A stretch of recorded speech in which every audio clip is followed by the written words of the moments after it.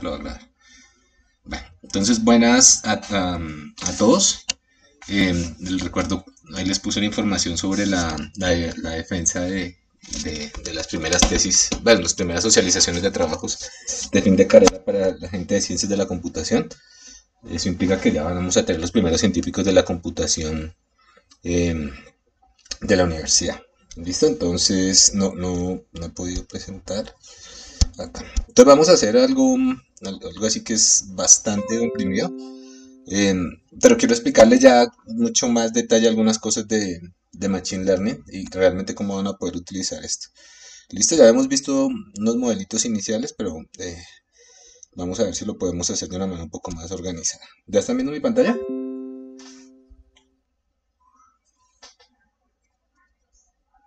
¿Sí? ¿O no? ¿Yo bajé esto? Sí, señor. Listo.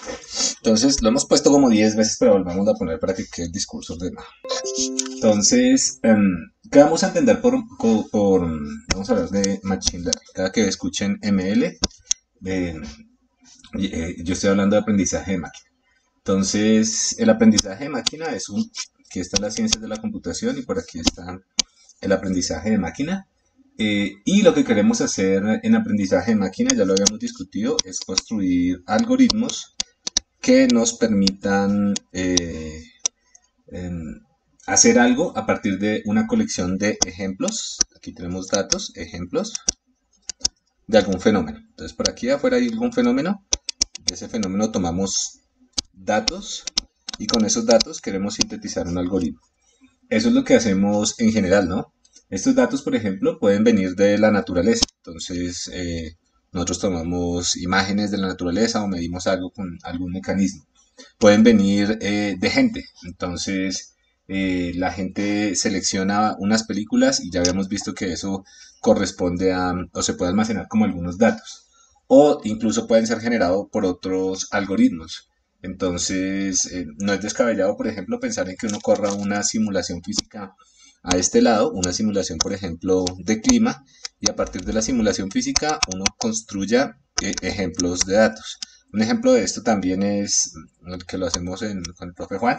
El profe Juan construye modelos de ecuaciones diferenciales y lo resuelve numéricamente para problemas de flujo en medios porosos. Pero esto se demora un montón de tiempo. Entonces lo que uno puede hacer es correr simulaciones con diferentes parámetros y a partir de esos parámetros tratar de sintetizar o construir un algoritmo que aprenda a partir de la experiencia dada por esos datos.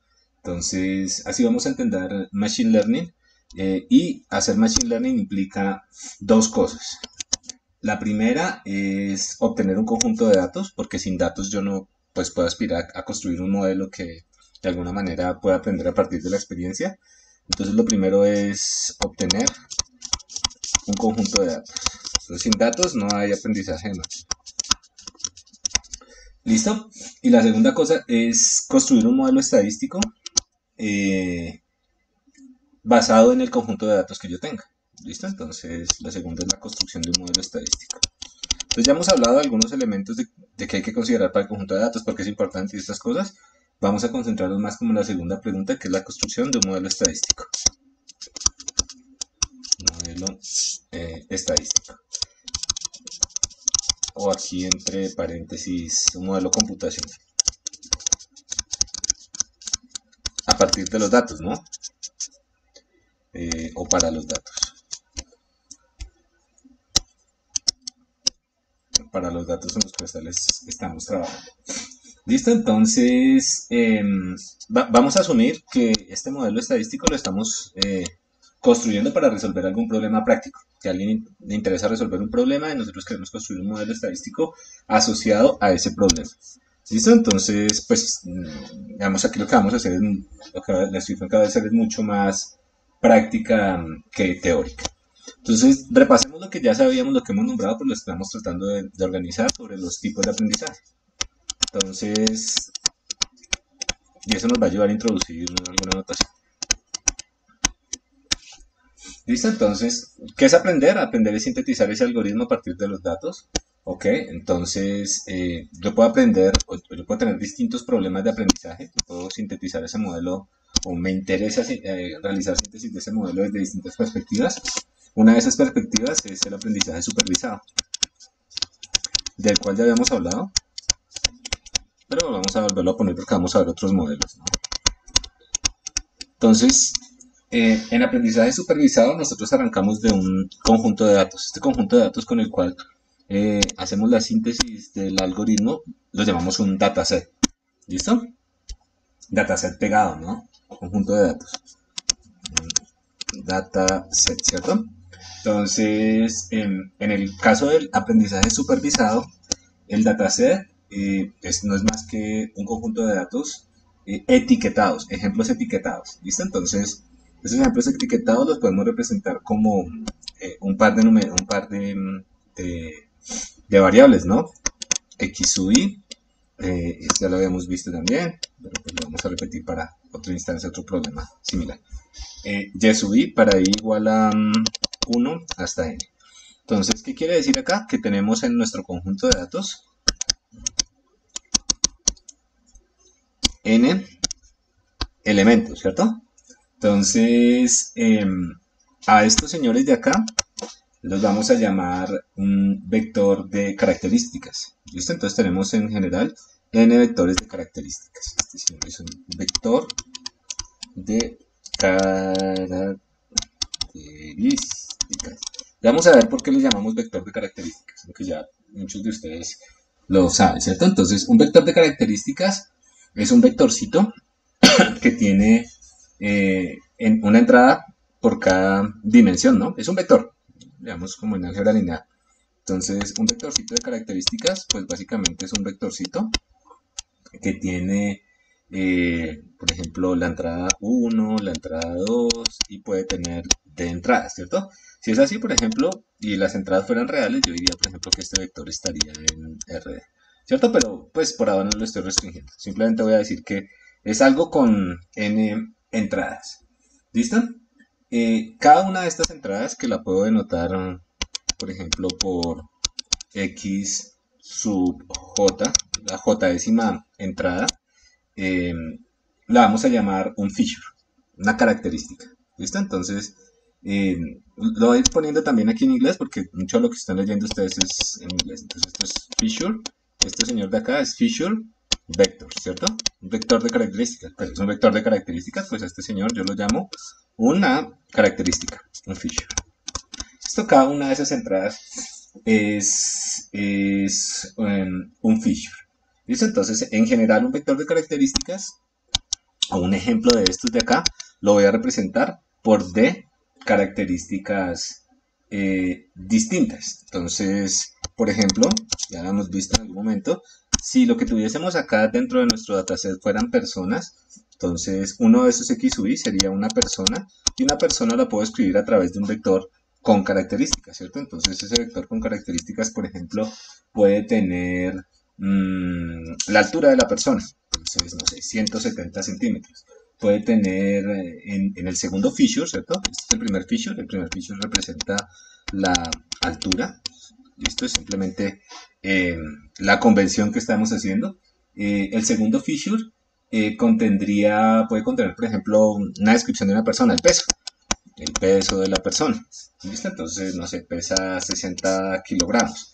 Y el tercer feature puede contener, por ejemplo, el género. Y este género puede ser una variable categórica. Yo puedo decir 1 para hombre menos 1 para mujer. O yo puedo armarme algo acá. ¿Listo? En general lo puedo poner acá. O inclusive lo puedo dejar como masculino o femenino. ¿Listo? Entonces, ahorita vamos a hablar de cómo se construyen estos vectores de características, pero la idea es que uno no trabaja con los datos directamente, sino que tiene que representarlos de alguna manera. ¿Ok? Entonces, una cosa que es importante decir, digamos, creo que es obvio, pero es importante decir, es que si nosotros nos paramos en un feature en una posición J particular como esta, pues la idea es que todos los datos siempre contengan el mismo tipo de información. Si yo tengo por acá otra persona, entonces yo estoy parado como por acá.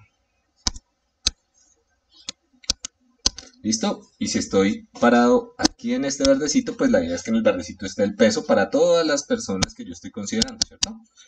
Hay casos donde, por ejemplo, no tenemos uno de los datos. Entonces, uno de los datos no existe. ¿Listo?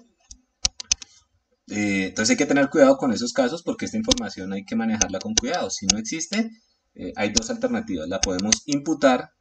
Imputar significa rellenarla con algo. Por ejemplo, puedo calcular la media del resto de la población y poner ahí algo. O puedo usar algoritmos que sean robustos a la no existencia de este dato de acá. Pero pues digamos que uno asume que lo que tiene al final es una matricita, ¿cierto? Ese supuesto es para poder escribir esto matricialmente. Para poder decir en las filas van cada uno de los datos y en las columnas van cada una de las características que describen a cada uno de esos datos. De esa manera yo puedo escribirlo de una manera compacta. Más adelante lo vamos a escribir de una manera compacta y vamos a meter, de hecho, todo el dataset en una matrizota grandota, posiblemente llamada X. ¿Listo? Entonces, bueno, entonces ya hablamos de lo que hay, de lo que vamos a asumir que hay en X. Eh, Perdón, vamos a hablar ahora de lo que sería el otro pasito, ¿no? Recuerden que arrancamos con un dataset y un dataset en problema de aprendizaje supervisado tiene un X y tiene un Y. ¿Listo? Entonces, el X, un vectorcito en de dimensiones. El Y es la etiqueta, ¿cierto? Son datos etiquetados.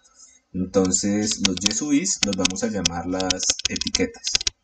¿Listo? Entonces, las etiquetas, por ejemplo, pueden estar en un conjunto finito de clases. Por ejemplo,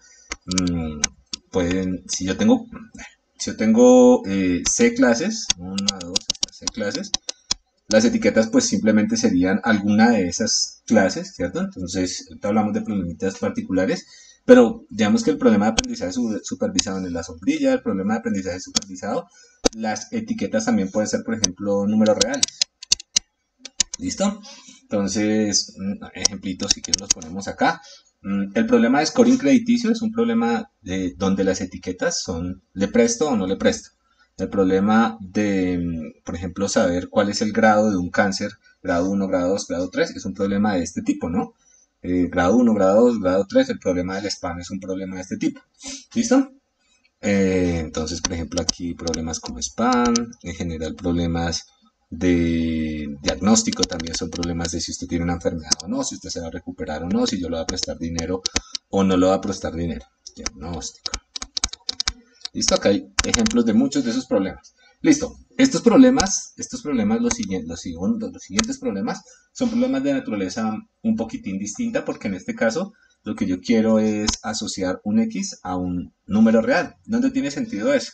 Entonces, por ejemplo, en series de tiempo, ¿no? Entonces, aquí cuando usted tiene aquí el tiempo, los días, por ejemplo, y quiere saber el precio del Bitcoin.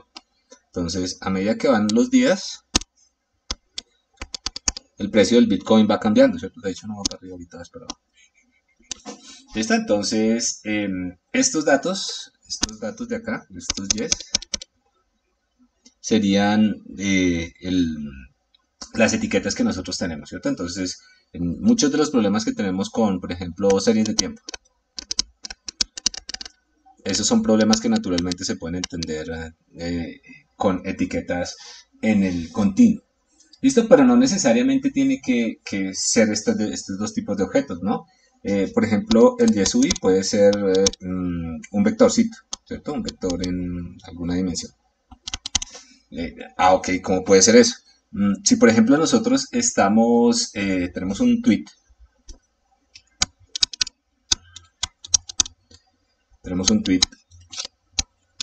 con texto.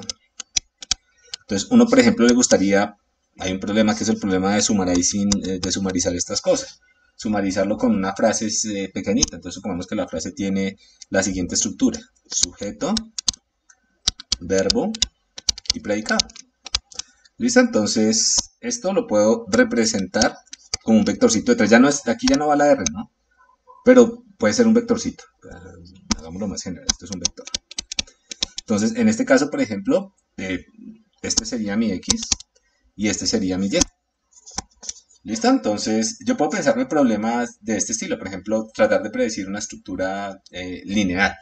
¿Listo? Entonces, sigue siendo un problema de aprendizaje supervisado, solo que en este caso, la variable etiquetada es una variable de naturaleza vectorial. ¿Listo? Pero, si tengo eso, pues yo lo puedo extender aún más. Por ejemplo, yo puedo preguntar yo puedo hacer esto y decir que es un árbol. ¿Listo? Entonces, por ejemplo, yo puedo hacer cosas bien locas como yo tengo aquí muchos programas y a cada programa le puedo asociar su árbol de pasos. Esto para la gente que está viendo compiladores. Y si puedo hacer grafos, árboles, también puedo hacer grafos. Árboles o grafos. Listo, en general, esto de acá queda dentro de algo que se llama programación estructurada. ¿Listo? Las técnicas para hacer programación estructurada derivan de las técnicas que uno construye para resolver estos dos problemas de acá. Este problema de acá, ya lo habíamos tratado, se llama el problema de clasificación. Si son dos clases, es clasificación binaria. Si hay más de dos clases, es clasificación multiclase. Y este problema de acá se llama el problema de regresión. ¿Listo? Entonces, vamos a trabajar sobre modelos asociados a esos, a esos problemas. ¿Listo? Entonces, ¿qué es un problema de aprendizaje supervisado? Es un problema donde nosotros arrancamos con pares de datos. X, vector de características, Y, una etiqueta de algún tipo particular. Parte del asunto, cuando uno resuelve un problema de aprendizaje en general, es definir qué tipo de problema, con qué tipo de problema estoy trabajando, ¿no?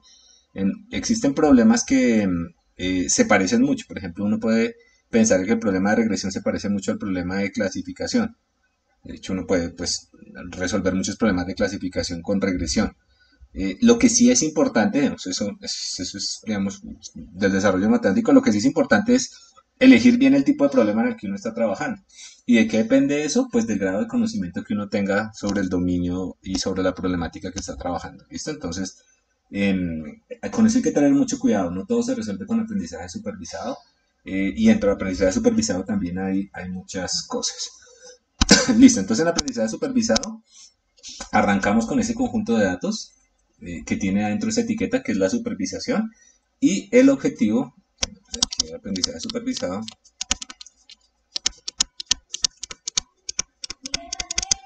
el objetivo del aprendizaje supervisado es usar el dataset para producir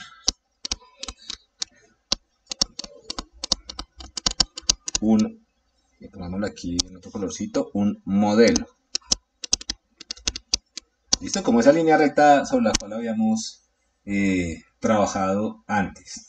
Pero ese modelo lo que va a hacer es tomar un vector X de entrada, ¿cierto? Como entrada.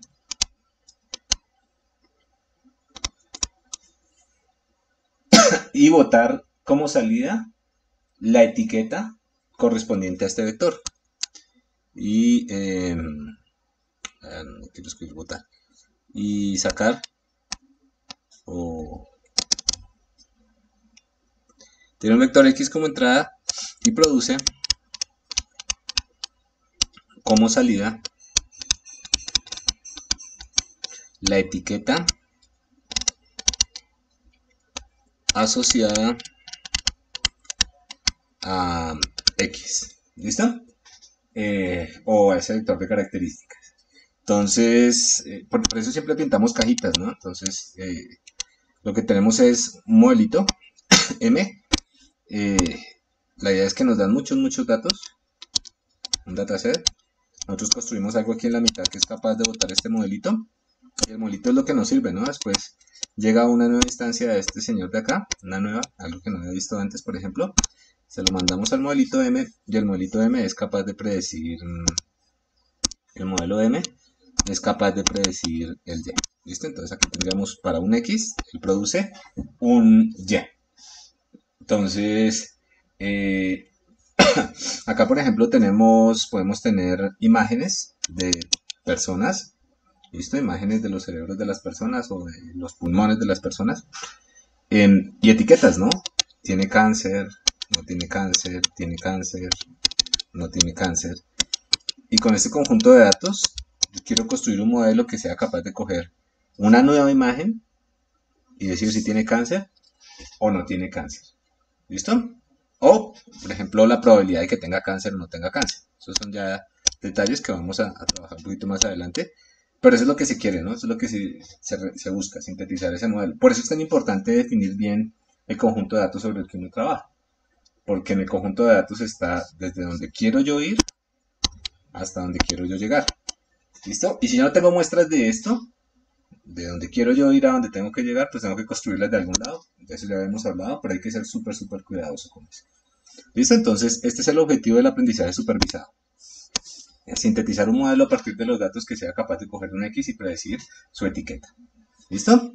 Entonces, ese es un sabor de aprendizaje, ya lo habíamos hablado, pero simplemente es para que lo vean ya un poquito más general. Hay otro sabor de aprendizaje y es el aprendizaje no supervisado, ¿cierto? El unsupervised learning. Pongámoslo en inglés. Supervised learning. Si hay preguntas, me preguntan, ¿no? Okay. Entonces, en el supervised learning, el conjunto de datos que yo tengo es un conjunto de datos sin etiquetas. Entonces, básicamente lo que yo tengo son los X, nada más. ¿Listo? Entonces, tengo datos, ejemplos no etiquetados. Los sin etiquetas. Ya hablamos también del costo y la implicación de construir etiquetas. X sub y, de nuevo, son vectores de características, entonces se cumple lo que acabamos de decir. Son vectores, de hecho no son vectores, sino es un vector de características.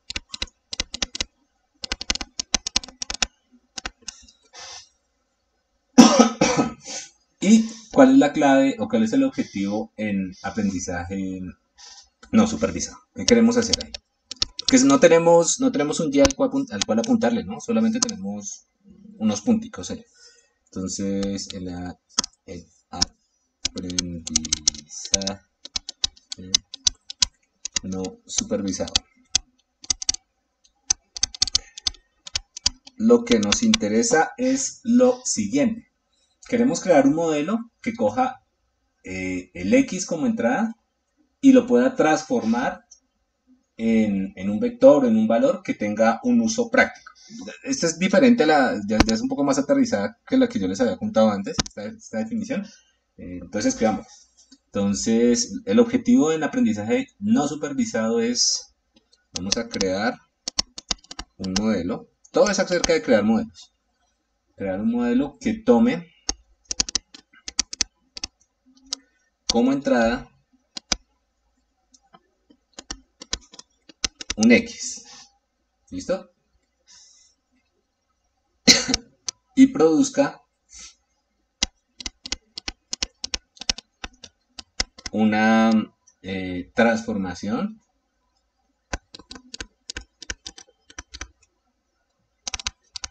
en otro vector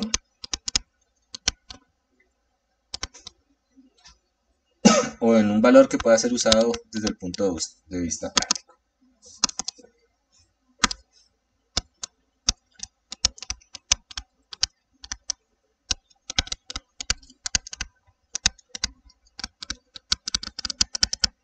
Utilizado para entonces, ejemplos. Entonces, por ejemplo, a mí me pueden dar un conjunto de clientes de un banco. Yo los puedo poner en un espacio allá. Un espacio que represente esto de acá. Entonces, por ejemplo, en este eje puede estar la edad.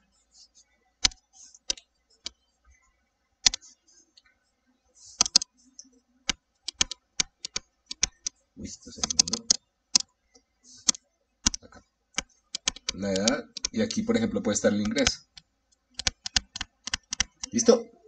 Son clientes de un banco. La gente que se registra en un banco. Entonces, cada uno de estos señores corresponde a un X, ¿cierto? Entonces, si tienen dos características, si tienen dos features, yo lo puedo representar en este espacio de dimensión 2, sin problema. Por lo menos para visualizar. Entonces, yo puedo empezar a poner estos señores. Acá está Pedro, aquí está Juan, acá está Rodrigo, aquí está María, aquí está Ana, aquí está otro Juan. ¿Listo? Entonces, aquí hay otro conjunto de personas. Ejemplo. Entonces, lo que uno ve aquí es lo siguiente. Bueno, a mí me dan unos datos, no tienen etiqueta. No tienen etiqueta porque, digamos, no se la pusimos, ¿no? Todos son azulitos. Yo no sé nada sobre esos datos. Y yo quiero producir algo que tenga valor. Entonces, establecer la pregunta es fundamental. ¿Qué pregunta podría tener valor acá? Por ejemplo, si existen segmentos de clientes. Ese problema se llama el problema de segmentación de mercado. Entonces, si estos fueran los datos de un banco, entonces me gustaría saber si hay grupos de clientes que compartan un patrón particular respecto a su edad y su ingreso. ¿Listo? Entonces, estos son los datos de entrenamiento, no lo olviden, aquí están el conjunto de datos de entrenamiento, n datos de entrenamiento. Y yo desde acá quiero construir un modelo que si estoy trabajando en el problema de segmentación, por ejemplo, me digan el modelito, me va a decir, da una nueva persona, da una edad, no sé, 15 años y un ingreso de $15,000 anuales. El modelito lo que me va a hacer es decirme, por ejemplo, me va a botar un vectorcito, me va a decir, por ejemplo, pertenece al segmento 1, segmento A, o al segmento B. ¿Listo? Y creo pues que ay, perdón, o al segmento B, así. ¿Listo? Entonces, uno podría pensar que aquí hay dos segmentos que a partir de los datos, solamente con los datos no supervisados, yo puedo sintetizar este grupo amarillo y este grupo verde. ¿Listo? El modelo digamos, es algo que nos dice para una nueva persona, por ejemplo, para esta nueva persona, dentro de qué categoría está. Si está dentro de la amarilla o si está dentro de la verde. ¿Listo? Entonces, aquí está todo lo que decíamos arriba. Hay un problema práctico. Entonces, por ejemplo, la gente de comercial puede necesitar esto para perfilar campañas o a quién mandarle o a qué grupo de personas mandarle cierta información. Y a una nueva persona le gustaría saber en qué grupo está. ¿Listo? Este problema es el problema de clustering. Construyo clusters. Clusters son grupos de datos, agrupaciones de datos. Entonces, el problema de clustering hay de varios sabores.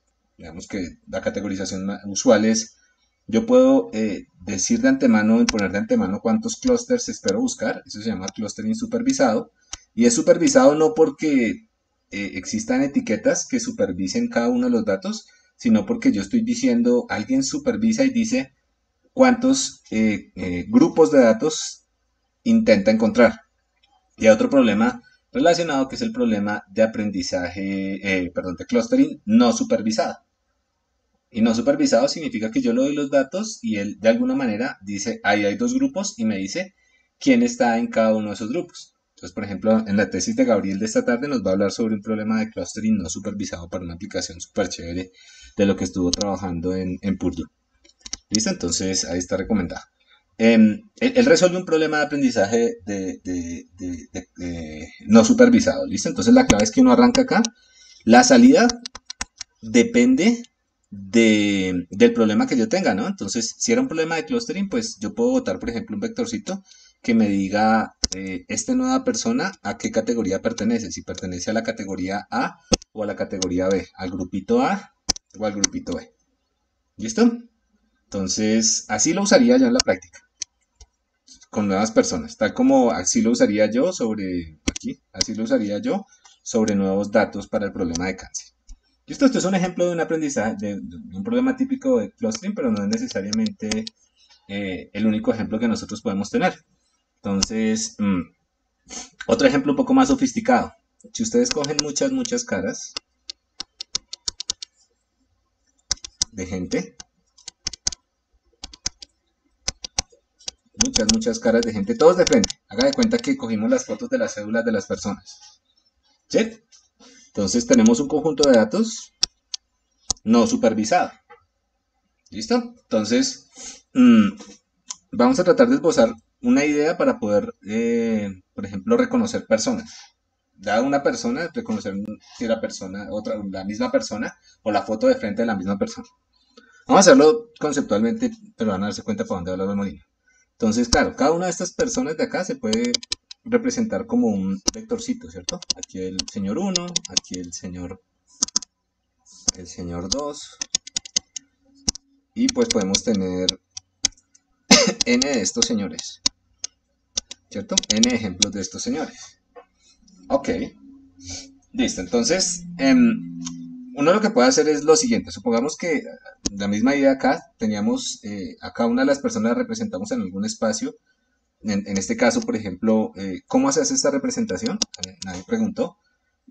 Nosotros tenemos una imagen y una imagen es así como lo ven acá.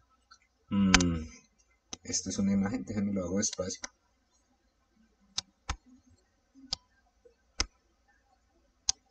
Listo, entonces creo que ya todo el mundo lo sabe, pero una imagen no son más que es un arreglo de píxeles y los píxeles tienen ciertos valores. Entonces, por ejemplo, aquí hay este señor, mm, ay, perdón, este señor, este señor, este señor, este señor, este señor, este señor, este señor, este y este. Y vamos a hacer una X, algo así como una X. Listo, entonces los píxeles no son más que, las matrices no son más que arreglos de numeritos que desplegamos en pantalla ya con algún color. Pero son arreglos de números, ¿cierto? Entonces, esa es la representación en digital. Entonces, lo que yo puedo hacer es decir, bueno, si eso es una imagen y es un arreglo de números, yo puedo, por ejemplo, coger cada una de las filas y poner una fila después de la otra. Entonces, acaba la primera fila, acaba la segunda fila, la pongo acá, y así construyo un vector. ¿Listo? Entonces, si esto tiene n píxeles por n píxeles, por ejemplo, una imagen de 1 megapíxel, entonces tiene 1000 por 1000. 1000 píxeles por 1000 píxeles. Entonces yo tendría en esta representación de acá, en la que acabamos de dibujar, en esta representación de acá, pues tendría un vector de 1000 al cuadrado, ¿cierto? De 1.000.000 de posiciones. Ok. Entonces eso es simplemente para contarles cómo se puede representar una imagen en un espacio de características. Entonces, eso generalmente hay que hacerlo, ¿no? No puede pasar la imagen completamente. Claro, a alguien se le puede ocurrir, yo la puedo representar de otra manera, pero esa es una manera sencilla de representarlas. ¿Listo? Entonces cogemos cada una de las imágenes y cada uno de estos señores, si fueran imágenes de 1000 por 1000, serían vectorcitos que viven en un espacio de 1.000.000 de dimensiones, literalmente. Ok, entonces, tal como Qué antes, pena, profe. sí señor, ¿Usted cuénteme. va a grabar la clase? La estoy, es que no me sirve el cosito este, mire, Ah, ok, qué pena, pero profe. mírelo, Es que quitaron ya el botón, de hecho, de ¿sí? grabar. Pero miren, ¡tarán! Estoy pirateándolos. Me estoy pirateando a mí mismo. Espero que sirva porque eso a veces me mama gallo. Pero sí la estoy grabando, teóricamente, ¿listo? ¿Y por qué la quitaron? Bueno, eso no viene al caso. Entonces, atentos acá porque cada imagen la podemos representar como un punto en un espacio de 1.000.000 de dimensiones. ¿Ok? Y pues yo no me puedo dibujar un espacio de 1.000.000 de dimensiones, desafortunadamente, pero sí puedo hacerles un matachito en un espacio de dimensión menor como para que tengan una idea de qué es lo que está pasando. ¿Listo? Entonces, atentos acá. Aquí este señor, este señor. Entonces, por aquí está Juan, por aquí está, por aquí está Rodrigo. Supongamos que esto tiene 1.000.000 de dimensiones. ¿Listo? Cada una de estas personas corresponde a un puntico en un espacio de 1.000.000 de dimensiones. Solo que pues, no me cumple. Entonces, una cosa que yo puedo hacer es la siguiente. Déjenme aquí para que me entiendan lo que quiero hacer. Déjenme ponerle otra dimensión a esto. Y bueno, le puse otra dimensión para el siguiente. Supongamos que voy a volver a hacer el mismo ejercicio que ahorita. Entonces lo voy a poner aquí a este señor. Lo voy a volver a poner, otro colorcito. Para que se vea como el de arriba. Azulito.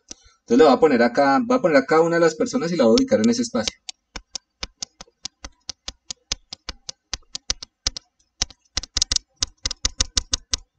¿Listo? Entonces, ahí están las n personas. ¿Todo el mundo está entendiendo? Que sí, ¿no? Entonces, uno puede decir, bueno, abstraigamos, cada uno de estos señores es un vector. ¿Listo? Está representado en unas bases canónicas. De hecho, hay 1.000.000 de bases canónicas. Este señor de acá, este señor de acá. Si yo escribo las coordenadas de este señor de acá, es como si escribiera, recuerden, aquí tengo un vectorcito que tiene 1.000.000 de posiciones. Entonces, la primera posición, llamémosla la posición x super 1, por el primer vector canónico, ¿cierto? Entonces, por el 1, 0, 0, 0, 0, 0, 0, 1 y 999.000 ceros después. Llamamos el vector canónico 1. ¿Listo?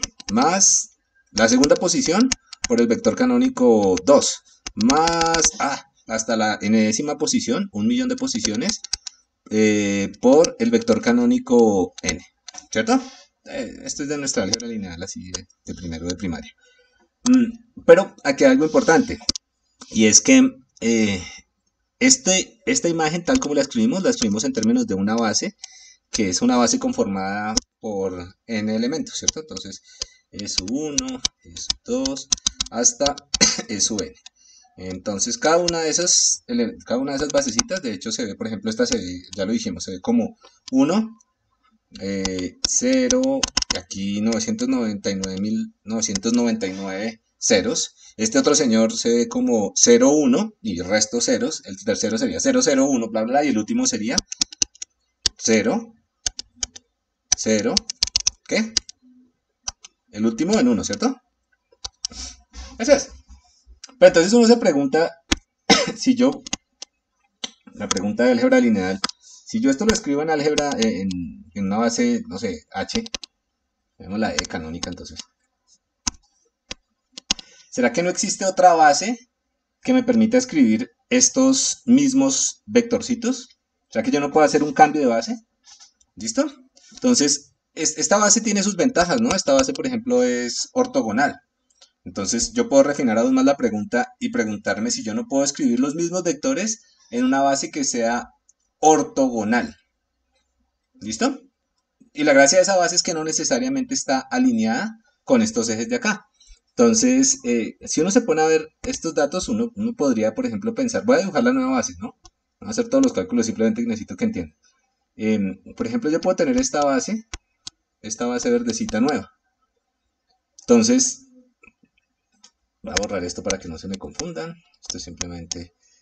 Entonces, el cuento es que yo puedo escribir el punto verdecito, el punto azulito, ¿cierto? Un punto azulito en una base canónica dada por la representación de los datos, porque así se me dio la gana de representarlos, o puedo escribir el mismo punto verdecito, el mismo punto azulito, en una base diferente, ¿cierto? Entonces, por ejemplo, en esa base diferente, llamémosla como es verdecita, pues pongámosla aquí verdecito, llamémosla B1, es la base, supongamos que es este señor de acá, B2, B3, y pues, si queremos que sea una base ortogonal, y estos vectores originalmente el espacio tenía n elementos, la base ortogonal también tiene que tener elementos, ¿no? Tiene que representar el generado de la misma base ortogonal. De hecho, ahí hagan sus cuentas y verán.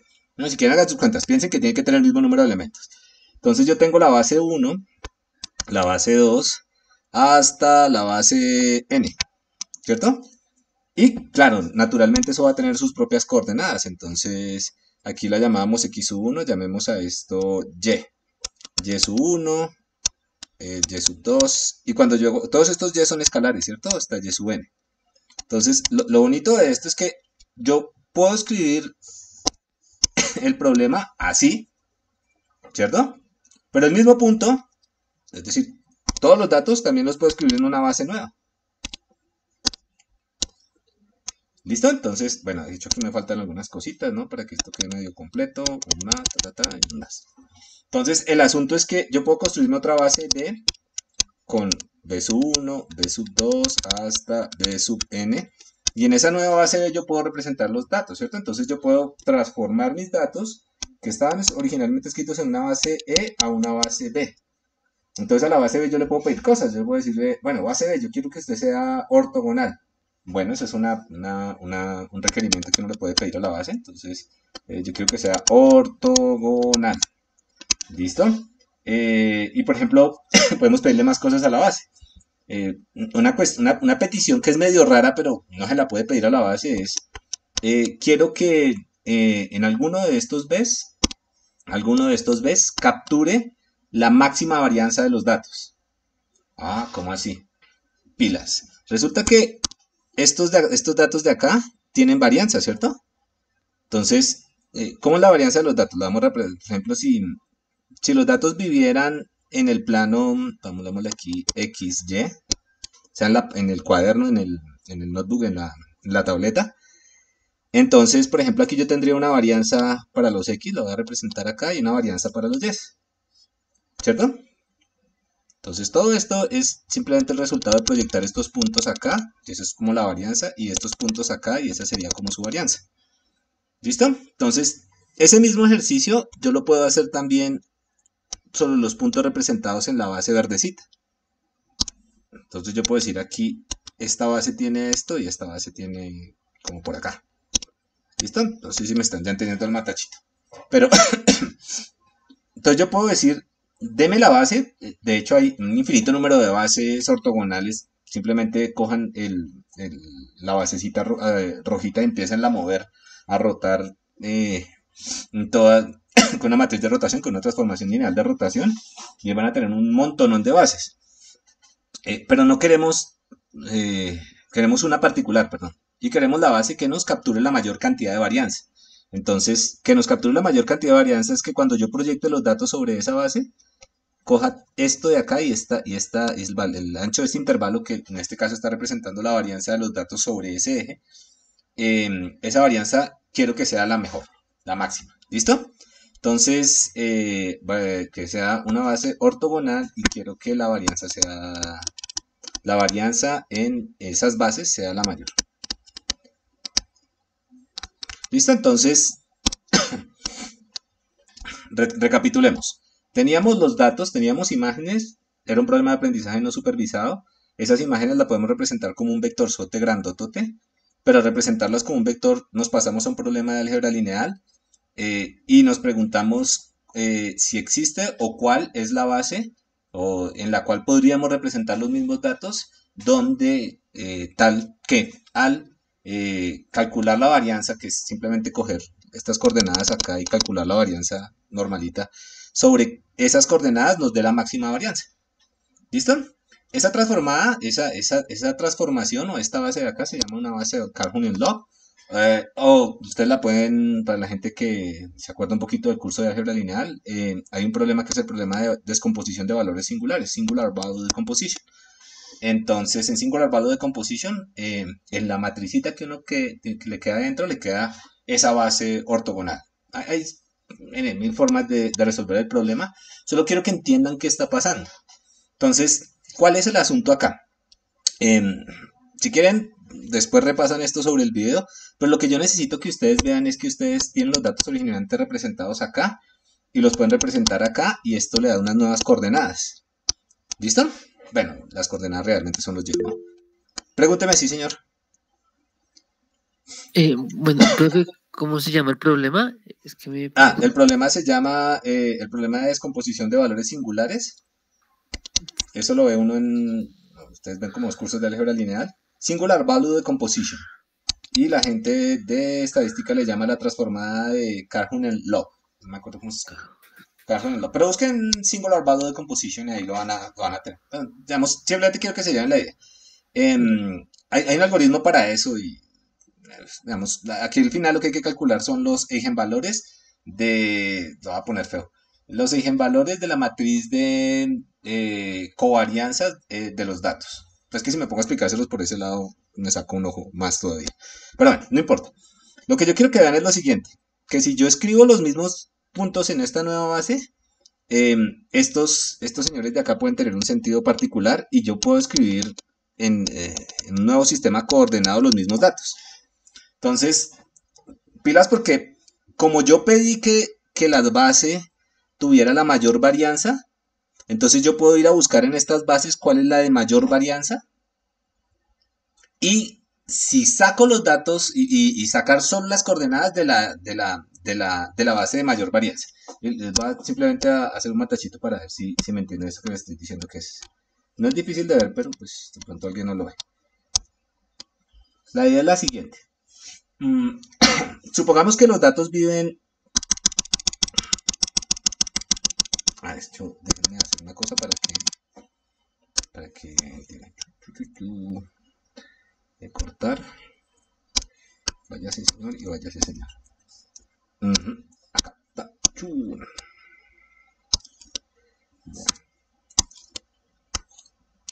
Listo, entonces volvemos a tener nuestro espacio coordenado. ¿Por qué lo pinté verde? Para que ustedes se les haga más fácil ver ya los datos, olvídense de la representación azul. Ya de alguna manera calculamos la representación verde. Entonces se las roté y les voy a hacer un zoom para que ustedes vean los datos en la representación verde. Así más. Supongamos que los datos en la representación verde, cuando ustedes representaron los datos en esta nueva base, todos quedaron acá. Entonces, todos quedaron acá. Entonces este es el, por ejemplo, X', Y' y Z'. ¿Listo? Entonces, intuitivamente uno lo que ve aquí es lo siguiente. Que la base X' se quedó con la mayor varianza. Supongamos que los datos viven sobre la tablet de nuevo y Z está saliendo, Z' sale de la tabla. Estos señores de acá tienen varianza, pero no tanta como la primera. Y si los puntos viven sobre la tablet y la flecha está saliendo, pues no hay ninguna varianza, la varianza es 0 en Z', perdón. Entonces, esta coordenada de acá, esa base de ahí, no me está aportando para escribir mis datos. Es como si fuera 0, es como si yo escribiera los vectores de esta manera. 1, 1, 0, 2, 1, 0, 3, 2, 0. Pues claro, si yo veo este conjunto de vectores y si el patrón se repite y siempre aquí va a ser 0, pues yo digo, pues en vez de complicarme la vida con 3 dimensiones, yo trabajo solo con 2 dimensiones. ¿Listo? ¿Qué hice acá? Reducir la dimensionalidad. ¿Qué significa reducir la dimensionalidad? Significa ignorar una o más de las dimensiones del problema. ¿Listo? De las dimensiones del vector que nos representa el problema, ¿no? Entonces, resulta que como yo me quedé con o yo puedo buscar cuáles son las bases de mayor varianza, entonces yo me quedo con las bases de mayor varianza, con las 3, con las 5, con las 10 primeras bases de mayor varianza, y me olvido del resto de bases, porque el resto de bases no va a haber variación en los datos. Y si no hay variación, pues acá, como acá 0, 0, 0, 0, pues no vale la pena considerarlo. De hecho, lo que está haciendo es estorbo. ¿Listo? Ese es el problema de reducción de dimensionalidad. Entonces, repasemos qué hicimos. Arrancamos desde unas imágenes, las pusimos en un espacio vectorial, calculamos una base a través de la transformada de la descomposición en valores singulares o la transformada de Carhun-Love. Este es un problema que hay que resolver, ¿no? No se los voy a... Se puede resolver, es un problema de álgebra lineal.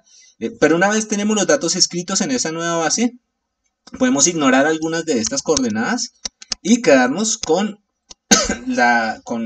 las dimensiones del problema que capturen la mayor cantidad de variación de los datos. ¿Dónde está el truco? En que nosotros pedimos o buscamos la base que captura la mayor variación de los datos. Entonces nos quedamos con esas bases y el resto las quitamos. ¿Qué significa que las quitemos? Literalmente no vamos a considerar estas coordenadas. ¿Listo?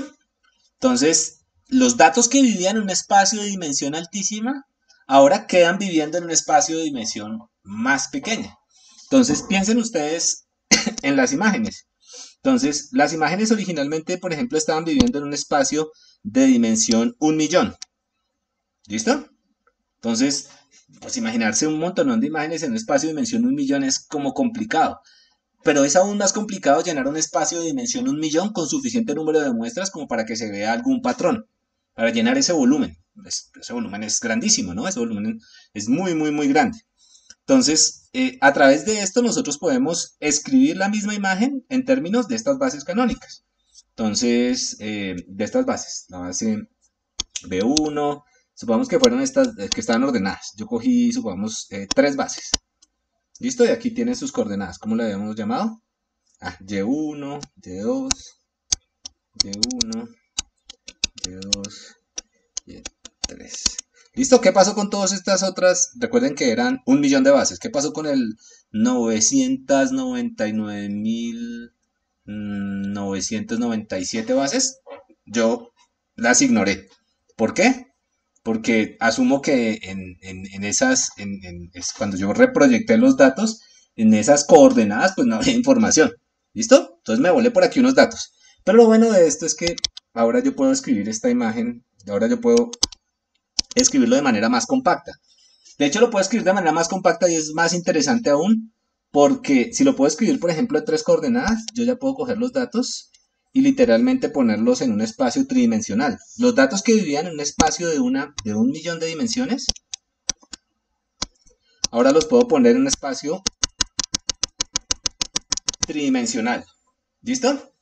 Entonces, ¿cuál es el asunto? Si los datos originalmente en el espacio de 1.000.000 de dimensiones tenían o podían ser muy bien explicados en términos de su varianza por una base de datos con 3 dimensiones ortogonal, pues es suficiente con representar los datos en esa base de datos ortogonal de 3 dimensiones y el resto de las dimensiones estaba haciendo estorbo.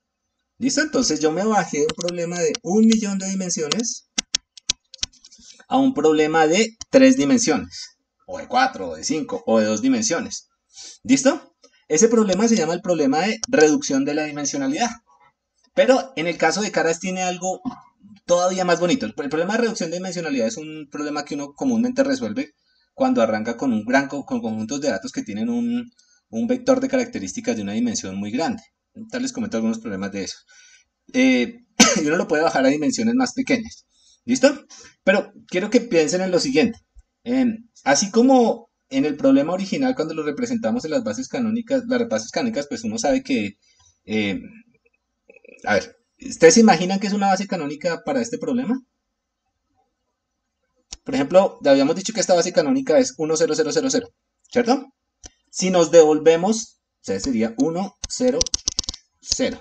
Si nos devolvemos, es decir, si empezamos a rearmar la imagen, la primera base, ¿cómo se vería? ¿Quién me puede decir? Como un píxel en una esquina. Exactamente. ¿Y la segunda? El píxel de al lado. Ahí está. ¿Sí ven? Entonces lo que uno realmente está diciendo es tanto de este pixelito de acá, tanto de este pixelito de acá. Las bases las puedo representar como imágenes y tienen una interpretación. Entonces ahí no es cuando le encuentra sentido a esto, porque uno dice, yo voy a usar un vector de 1.000.000, entonces, al final serían 1.000.000 de coeficientes para ponderar 1.000.000 de imágenes. 1.000.000 de imágenes de estas que nos está describiendo el compañero. Guácala. Como chambona la solución.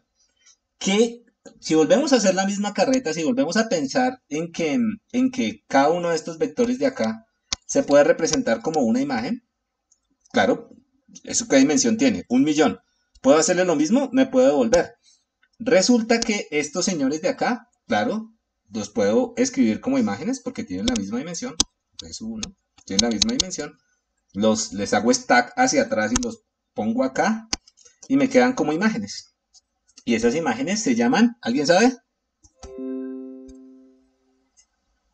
¿Alguien sabe?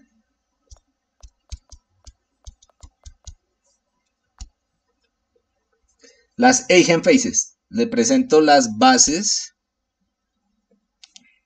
Estas son las bases con las cuales usted puede explicar las caras. Entonces, cada una de estas imágenes que ustedes están viendo acá, usted la pondera por un valor. Cada una de estas es un B en nuestro problema. Aquí está una imagen, una carita, un pedazo de cara. Acá está otra imagen. De pronto esta tiene los ojitos, esta de pronto solo tiene los ojos, esta de pronto solo tiene la nariz. ¿Listo? Entonces, ¿cómo uno construye una cara? ¿Qué es una cara? Una cara es coger... Venga, le quitamos a este señor algo. Quitemos los ojos. Una cara es coger a este señor. Bueno, todos tienen esto. Sumarle linealmente, la ponderación lineal de los ojos con la ponderación lineal de la nariz. Entonces, si se le ve más la boca, entonces le ponemos acá un Y1 más grande.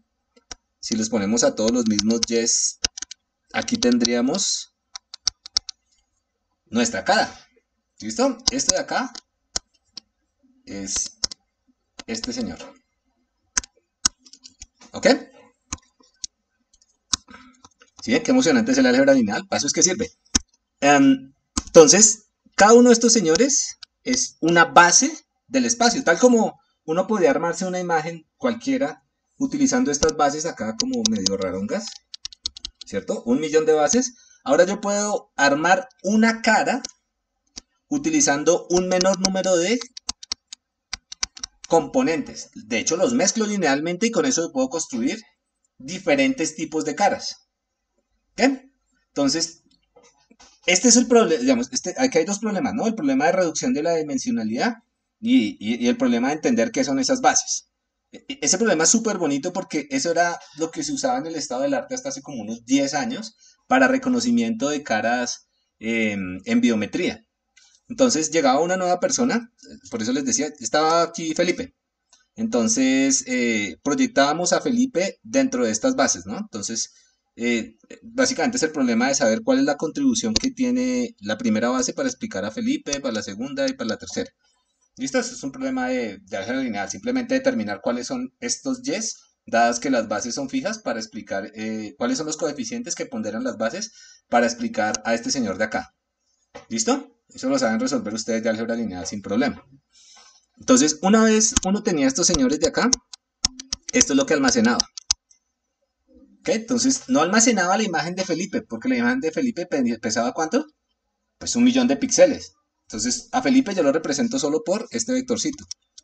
Y sub 1, y sub 2 y y sub 3. Entonces, resulta que Felipe salió, se dio una vuelta y llegó al otro día y se registró en el sistema de biometría. Entonces, yo puedo volver a hacer lo mismo, ¿no? Llega el Felipe acá, un poquito distinto, le pegaron un ojo. Entonces, el sistema de biometría lo que haría sería volver a calcular estos yes, ¿cierto? Y compararlos contra los que originalmente tenía registrado Felipe. Entonces, y sub 1 gorrito, y sub 2 gorrito, y sub 3 gorrito. Ah, listo, pero como son vectores, yo puedo, por ejemplo, medir una distancia entre estas dos cosas. Si la distancia es pequeña, quiere decir que ese señor es Felipe. Si la distancia no es tan pequeña, quiere decir que posiblemente no es Felipe. ¿Ok? Entonces, eso es bien, pues, me parece súper bonito porque las cuentas que hay que hacer no son tan complicadas. Y mire, por ejemplo, en esta. ¿Se alcanzan a ver? Mire la nariz acá. Este GenFace tiene más de la nariz de la gente. Este tiene más de la boca. Este tiene un poquito la parte de arriba como el labio superior, me parece a mí. Este tiene la pestaña izquierda. ¿Ok? Chévere, ¿no? Este es un problema, volvamos otra vez, este es un problema de aprendizaje no supervisado. Y lo que hay por detrás es un problema de reducción de dimensionalidad. Y una aplicación a las EigenFaces. Ok, y así funcionaba esto antes. De hecho, una cuestión que uno empieza a razonar acá es que entre más datos yo tenga, pues posiblemente mejor voy a tener estas bases, ¿listo? Pero hay varias cosas que uno empieza a pensar en este tipo de problemas que los hacen bastante retadores. Cuando nosotros calculamos una base ortogonal, entonces de alguna manera estamos asumiendo que eso se puede representar en esa base, ¿no? Pero supongamos que ustedes, que sus datos viven en una variedad. En una variedad. Entonces, ¿sabe todo el mundo que es? ¿Saben qué es una variedad? Ya habíamos preguntado alguna vez eso. ¿Sí o no? Si no saben, les explico así como para unos. Un manifold. ¿Sí? ¿No? ¿Sí o no? Sí, no. ¿Sí saben? Listo. Entonces con un no ya explicamos. Entonces, resulta que trabajar en el plano es súper bonito, ¿no? Porque uno trabaja en el plano y se mueve para acá y se mueve para acá. Ok. Listo. Pero, ¿qué pasa si, bueno, en un plano, digamos, uno sabe que es arriba, que es abajo, puede hacer álgebra lineal, puede hacer un montón de cosas ahí. De hecho, puede montar un montón de algoritmos si vive en el plano o vive en ese espacio, ¿no? Una variedad es una generalización del plano, donde localmente uno se acerca, le hace zoom, ahí con una lupita, y uno ve un plano. O sea, si le hago zoom, más fácil es. Si le hago zoom, veo un plano. Entonces, localmente, las propiedades que tiene son de plano. Entonces, ustedes han entendido todos la cama, ¿cierto? Bueno, un plano tiene varias cosas interesantes, ¿no? Un plano tiene una cara y tiene dos caras, ¿cierto? Si yo me muevo sobre una cara del plano, me va a mantener en esa cara hasta que llegue a un borde. La única forma de pasar al otro lado del plano es pasando a través de un borde, ¿cierto? Y lo mismo vale para el otro lado del plano, ¿no? Si ustedes cogen una hojita de su cuaderno y ustedes la ven, y uno dice, ah, mire, eso localmente se comporta como un plano, ¿no? Yo me puedo mover. De un momento a otro no es que vaya a saltar al otro lado, no hay cómo, ¿cierto? Hay una barrera física ahí que no me deja pasar. Y yo puedo hacer cuentas sobre ese lado. De hecho, pues para pasarme al otro lado tengo que pasar por la frontera. Entonces, un manifold es una estructura, llámela algebraica, topológica, geométrica, lo que quiera, pero piénsela como algo que localmente se comporta como un plano. Ejemplos de manifolds. Ahora sí, ustedes cogen una sábana y la sábana la arrugan, ¿cierto? Van a cambiar las sábanas, las arrugaron. Pero por más de arrugada que esté la sábana, si usted se acerca al detalle de la sábana, por más vueltanada que esté la sábana así, si usted se acerca al detalle de la sábana, eso localmente se comporta como un plano. ¿Listo? De hecho, lo chévere de la sábana es que uno la extiende y lo que ve es un manifold en el sentido que lo acabamos de definir. ¿Listo? Entonces puede estar súper arrugada. Pero lo bonito de la sábana es que mientras ustedes no la rompan, ustedes la desdoblan y esa vaina se vuelve a ver como un plano. Entonces ustedes pueden pasar de acá hasta acá con una transformación que no es nada agresiva, ¿no? No cambia nada raro, digamos. Localmente preserva las propiedades del plano. Esa es una explicación para Dubis. Ok, listo. Profe, Dígame, sí, señor. perdón. Una. Bueno, digamos que por decir que es prácticamente localmente es muy parecido A un plano. a un plano, puede ser como visto como una especie de homomorfismo Sí. Bueno, hay un o algo homomorfismo que más prueba que, estricto. digamos, formalmente uno tiene que probar que existe una aplicación que manda esta cosa, aquí el azulito, la variedad, a un plano. Entonces, porque el homomorfismo sería la aplicación, ¿no? Simplemente la transformación que nos lleva de un lado a otro. Sí, Entonces, lo de siempre, si existe una transformación que nos lleve a un plano, entonces esa cosa, piénsala como que el origen era una variedad. ¿Ok? Pero sí, la tiene, eso es. Pero el asunto aquí es más conceptual. Supongamos que nosotros tenemos una variedad, que nuestros datos viven en una variedad. Entonces ya ahora sí me pueden entender. ¿Qué significa que nuestros datos vivan en una variedad? Que viven en una sábana y de pronto la sábana vive en un espacio de dimensión 1.000.000. Entonces, imaginémonos un espacio de dimensión 1.000.000, pero imaginémonos que los datos no están así dispersos, sino viven sobre la sábana. ¿Sí lo ven? Si los datos viven sobre la sábana, entonces yo puedo aspirar a sacar la estructura de esos datos, porque al final por más arrugado, por más alta que sea la dimensión donde la sábana vive, ellos siguen viviendo en una sábana. ¿Cierto? Entonces, yo puedo asumir que los datos viven en una sábana y hay unos algoritmos de aprendizaje no supervisado que se llaman aprendizaje de variedades, Manifold Learning, para los que les guste estas cosas. Manifold Learning. ¿Qué hago en Manifold Learning? En Manifold Learning yo tengo datos que en general viven en un espacio de dimensión grandota, caras. ¿Listo? Entonces, si viven en un espacio de dimensión grandota, yo puedo asumir que existe cierta regularidad entre los datos, entre las muestras, que hacen que en ese espacio de dimensión grandota las muestras vivan en una sábana. Eso de que vivan en una sábana no es una cuestión menor, ¿no?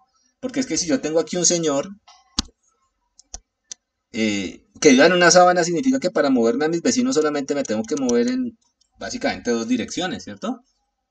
Por más que estén 1.000.000 de dimensiones, viven en una sábana y localmente se comportan como un plano y yo sé cuál es ese plano, yo podría moverme a mis vecinos simplemente moviéndome en dos direcciones, porque viven en una sábana. Otra cosa que la sábana esté embebida por allá en un espacio de dimensión mayor. Entonces, en el problema de Manifold Learning, lo que queremos es extraer cuál es ese manifold en el cual posiblemente vivirían los datos. ¿Listo? Es un problema de aprendizaje de máquina. Entonces, digamos que uno de los supuestos que uno tiene cuando hace PCA, cuando hace análisis de componentes principales, que es el otro nombre que se le da a esto, PCA, Singular Value de Composition, estas cosas, es que de alguna manera estos datos vienen como en una variedad, digamos, vienen en un espacio de dimensión bajita. Por más de que yo lo represente en un espacio de dimensión grande, por allá en algún momento, cuando uno puede navegar en ese espacio de dimensión grande, uno termina viendo la dimensión real de los datos. Y uno quiere bajar los datos a ese espacio de dimensión bajita. ¿Listo? Entonces, este es otro problema que está relacionado con el problema de arriba. Y les voy a mostrar una cosa que se llama el Swiss. ¿Cómo era? SW. Swiss Roll. ¿Ustedes han comido brazo de reina? Sí, señor. Entonces, ¿cómo se hace el brazo de reina? Usted coge y amasa una variedad, ¿cierto? Porque amasa una cosa que es esta de acá, ¿no? Amasa una variedad. Y después la arrolla. Entonces, los datos que usted ve ahí, si usted los ve desde afuera, en el espacio tridimensional, usted dice, no, eso está muy enredado. Pero, por la forma en la que los datos emergieron, los datos es los pedacitos que conforman el pan que hace el rollo suizo, por la forma en la que los pedacitos emergieron, esa cosa corresponde a una variedad. Entonces, uno puede estudiar el Swiss Roll en Data Analysis o Swiss Roll Manifold. Y este es, por ejemplo, un problema de benchmarking bastante usual. Por ejemplo, este de acá. No mentiras, este está más bonito. Entonces, si ven que los datos en 3 dimensiones, por ejemplo, si uno calculara PCA o la técnica que hicimos antes, pues nos daría que los datos viven en un espacio como tridimensional, ¿cierto? Porque yo no puedo como capturar en bases ortogonales la varianza de los datos. Esto es como, si uno lo ves como esférica la cosa, entonces si los datos se distribuyen como esféricamente, yo no puedo encontrar una dirección preferencial para poder determinar mis bases. Sin embargo, si yo tengo sospechas de que eso está pasando, lo que puedo hacer es bajar o intentar bajar los datos a un espacio de dimensión mucho más bajita, asumiendo, por ejemplo, que los datos vienen en una variedad. Y claro, una vez los datos vienen en una variedad, yo puedo hacer cosas como, bueno, aquí está el ejemplo, mire. PCA es lo mismo que hicimos. Si uno le hace PCA a estos datos, pues básicamente obtiene nada porque los datos vuelven a quedar iguales. Pero si yo le hago una técnica diferente, entonces, ¿dónde estaba el dibujito? Por ejemplo, esto, considero distancias geodésicas en vez de distancias euclidianas y calculo las distancias geodésicas sobre esta cosa de acá. Yo puedo desdoblar eso y ver esto como un planito. ¿Listo? Y eso hay un montón de cosas para hacer eso. Esas son técnicas ya mucho más sofisticadas. Entonces son técnicas de Manifold Learning y también son como de la categoría de PCA, porque le permiten a uno reducir la dimensionalidad. Si ustedes lo piensan, es una reducción de dimensionalidad, pero ya en un sentido no lineal. Porque usted quiere desenrollar esa cosa que, pues el hecho de que lo esté desarrollando quiere decir que antes hubo una transformación no lineal, ¿no? Y ahí eso hay un montón de cosas, ¿no? Hay SOMAP, hay resto de formas de resolver el problema. Y hay una que en particular es chévere que se llama TSNIT. Pero bueno, no me voy a quedar toda la vida hablando. Pero ese es un problema de aprendizaje no supervisado. ¿Listo? Entonces, esto no es trivial tampoco. Hay un montón de cosas súper chéveres para hacer alrededor de esto. De nuevo, la intención detrás de los problemas de aprendizaje supervisado es construir algo que sea útil para alguna pregunta. Entonces, en este caso, por ejemplo, para poder hacer biometría. Listo, para poder hacer eso necesitamos representar los datos en una base de dimensión mejor. Cosas como estas son usuales, por ejemplo, en biología. ¿Por qué? Porque usted tiene datos de una dimensión altísima. Entonces, por ejemplo, si usted le hacen un examen de genética, entonces lo que hacen es que básicamente tienen un montón de genes, acá muchos, y tienen por acá su cadena genética y le dicen a usted a cuáles genes muestra expresividad. Entonces, el asunto detrás de esto es que, por ejemplo, hay algunos genes que pueden estar asociados a cierto tipo de enfermedades. Por ejemplo, en las mujeres hay un gen particular que las hace más susceptibles al cáncer de seno. Cáncer de seno. ¿Listo? Entonces, pues las mujeres, si tienen riesgos familiares, pues van y se hacen un examen de estos y si les sale uno acá, pues les toca ponerse en tratamiento y en muchos casos hay resección del órgano y todas estas cosas. Pero, ¿cuál es el asunto acá? Entonces, el asunto acá es que hay muchos de estos señores, entonces estos vectores aparecen naturalmente en la naturaleza, en biología, ¿no? Porque tenemos que describir muchas cosas y uno se puede preguntar en estos problemas cosas como, existen grupos, si yo tengo ya un dataset con mucha gente a la que le hicieron esto, existen grupos de personas que compartan su patrón genético, un problema de clustering.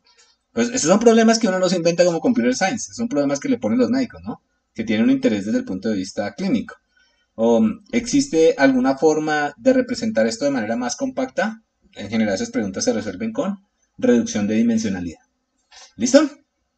Otro problema de aprendizaje no supervisado. ¿Preguntas de esto?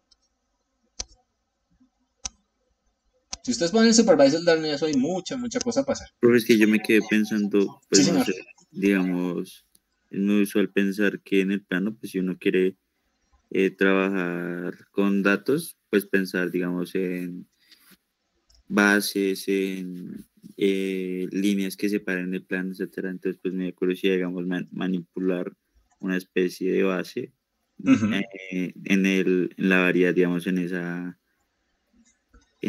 ese brazo de reina, como tener una Sí. base que describa como todo el plano, así no sea lineal, pero que se pueda manipular de una manera parecida. Sí se puede. O sea, de hecho, lo que uno hace en la práctica es, bueno, más fácil. Uno coge eso, lo saca, lo aplana y ahí después empieza a trabajar. Porque es que al final, si usted ya sabe que eso viene en una variedad, no hay ganancia con hacerlo allá arriba. Porque si usted ya sabe que viene en una variedad, es más fácil. Es como coger el rollo y usted ya sabe que es un rollo. Si sabe que es un rollo y necesita hacer algo sobre la capa que conforma el rollo, pues mejor desenróllelo y haga lo que tenga que hacer ahí. Ok, ¿Sí me entiende? O sea, saber que vive en un rollo es importante, no para hacer las cuentas en el espacio original del rollo, sino de hecho para bajarlas de dimensión. ok. Aunque uno no siempre quiere bajar de dimensión, ¿no? Ahorita les cuento casos así súper locos donde uno no baja de dimensión. Otro problema. Sí, pregúnteme. Digamos, profe, uno podría en algún caso hacer un problema de un supervised learning o aprendizaje no supervisado antes de hacer el problema de aprendizaje supervisado, como Sí, muy buena pregunta. Entonces, supongamos que si ustedes tienen el problema de aprendizaje supervisado, ¿cierto? Entonces aquí hay dos cosas. Aquí está este señor, que es un vector. Entonces, es el mismo, bueno, usando el ejemplo. Supongamos que ya no quiero representar de una manera más adecuada a estos señores de acá, sino que quiero, voy a ponerme bien heavy acá, quiero clasificar entre talibanes y no talibanes. No, mentiras, quiero clasificar entre hombres y mujeres. ¿Listo? Entonces, ¿ya lo volvió un problema de qué? Ese ya no es un problema no supervisado, ¿cierto? Porque para resolver ese problema yo tengo que tener data supervisada. Entonces mi label en ese caso es ¿qué? Pues una categoría. ¿Es hombre o es mujer? ¿Listo? Un 1, un 0. Este señor de acá. ¿Listo? Pero fíjense que si yo le meto a lo que hemos hecho hasta ahora, que es muy poco, pero si yo le meto lo que hemos hecho hasta ahora, un vector de 1.000.000 de posiciones, pues sencillamente va a ser crash. ¿Cierto? Eso no va a servir para nada. ¿Qué tiene más sentido? En vez de representar a este señor directamente, yo lo represento con su X', con su base en el espacio de dimensión reducida, y eso de hecho me hace el vector muchísimo más compacto y posiblemente me ayuda a resolver el problema. Entonces, ¿sí ven? Si ustedes, por ejemplo, pueden hacer clustering antes, cosas como estas, en algunas instancias funciona. Entonces, en la vida práctica, digamos, antes, las técnicas modernas ya no hacen esto, pero todavía se usan en algunas instancias, no, muchas. Meterle este vector grandote, no. Bajémoslo de dimensión. ¿Cómo? Con aprendizaje no supervisado. Un warning acá. ¿Qué pasa si nos llega un nuevo X a nuestro modelo? Entonces, hay que tener mucho cuidado porque ese nuevo X, para que el modelo funcione, tiene que pasarlo por su reducción de dimensionalidad. Y ahí sí, sobre esa salida es que hacen las cuentas. ¿Listo? Y todo lo que ustedes pongan antes empieza a ser parte del modelo. Eso vale para la normalización. Eso es, digamos, para la gente que ha hecho esto, me estarán dando razón que uno, por ejemplo, si normaliza los datos, los blanquea con una media y una desviación estándar, esa media y esa desviación estándar la mantiene fija de ahí para adelante, porque eso ya hace parte de su modelo. ¿Listo? Pero la respuesta es sí, usted puede hacer, y de hecho es parte del análisis exploratorio. Si ustedes quieren pensar en esto, piénsenlo más en términos de estadística, que aquí están haciendo análisis exploratorio de datos. Solo que pues las técnicas que se utilizan acá son de lejos, no son histogramas, mejor dicho. Pero sí, sí lo puede hacer. Todo es válido acá desde que se haga al derecho. Y eso es una buena pregunta. Otro problemita de no supervisado que me gustaría presentarles es el siguiente. Supongamos que ustedes están trabajando para en una empresa de estas de seguridad, ¿cierto? Entonces, aquí hay un señor que quiere meterse a este sistema, ¿cierto? Entonces, el señor genera un tráfico acá. Y entonces yo puedo monitorear este tráfico, ¿cierto? En la red. Entonces, el tráfico, bueno, este es el código. Y aquí les voy a poner el tráfico. ¿Listo? ¿De dónde saco el tráfico? Pues de los logs de acceso o de los logs de la... O simplemente pongo un sniffer en la red y me pongo a bajar paqueticos de esa vaina. Entonces yo tengo el log del tráfico de la gente. No solo del señor, listo, de la gente. Ok. Entonces piensen ustedes en Universidad Nacional. Entonces los logs deberían reflejar el tráfico usual de los usuarios de la Universidad Nacional. ¿Qué hace la gente de la Universidad Nacional cuando accede a los sitios de la Universidad Nacional? ¿A dónde va? A CIA, a Sara. Bueno, a Sara no van tanto. No sé ni siquiera saben si Sara. Bueno, al CIA sí lo conocen ustedes, al portal. De pronto van a algunos sitios. Entonces uno esperaría que estos logs reflejaran este comportamiento de navegación de la mayoría de los usuarios. Ah, pero entonces esto ya lo puedo poner en un espacio de representación. Los logs los debería poder poner como, o los debería poder plantear como un problema de aprendizaje no supervisado, ¿cierto? Eso quiere decir que los logs los puedo poner en un espacio, los puedo representar aquí, como siempre, en un espacio de representación adecuado. Aquí están los logs, vienen por acá. Aquí es la navegación de cada uno de ustedes diaria, por ejemplo, de todos los que accedemos a la universidad diaria. Pero resulta que estos puntos van apareciendo, pero de un momento a otro apareció uno por acá. Y después apareció otro por acá. ¿Qué pensarían ustedes que está pasando ahí? De nuevo, estos puntos, esto es tan abstracto, ¿no? Pueden estarnos representando logs de navegación. ¿Qué features tienen sentido para este problema? Por ejemplo, duración de la navegación.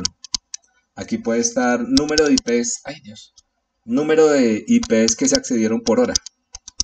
Número de IPs por hora. Aquí puede estar cantidad de datos enviados. Número de datos descargados. Entonces uno se puede pensar que estos logs los puede transformar. No vaya y transforma los logs en estos puntos. No hay lío, ¿cierto? Pero entonces, ¿ustedes qué pensarían si ven el tráfico y el tráfico es así, así, así? Y de un momento a otro empiezan a aparecer estos señores de acá. Por ejemplo, apareció uno por acá. Un montón de logs descargados en poquitas IPs. Con una duración muy pequeña. ¿Eso está bien? ¿Está mal? ¿No importa? Que es un comportamiento atípico y algo raro está pasando. Exactamente. Entonces, este es otro problema de aprendizaje no supervisado. El problema de decir cuál es, o de ponerle un score. Por ejemplo, este es un score de atipicidad. Este tiene un score de atipicidad de 0.9, este es 0.95, este es 0.7, este es de 0.01. Entonces, aquí el problema es asignarle, por ejemplo, un numerito que nos diga qué tan atípicos son estos datos. Y ese es un problema de detección de outliers. ¿Listo? Datos que se salen de la normalidad. Y cae dentro de la categoría de problemas de aprendizaje no supervisado. ¿Y dónde se usa esto? En detección de fraudes, en seguridad bancaria, en seguridad en redes, todas estas cosas hacen uso de este tipo de técnicas. ¿Listo? Y es otro problema.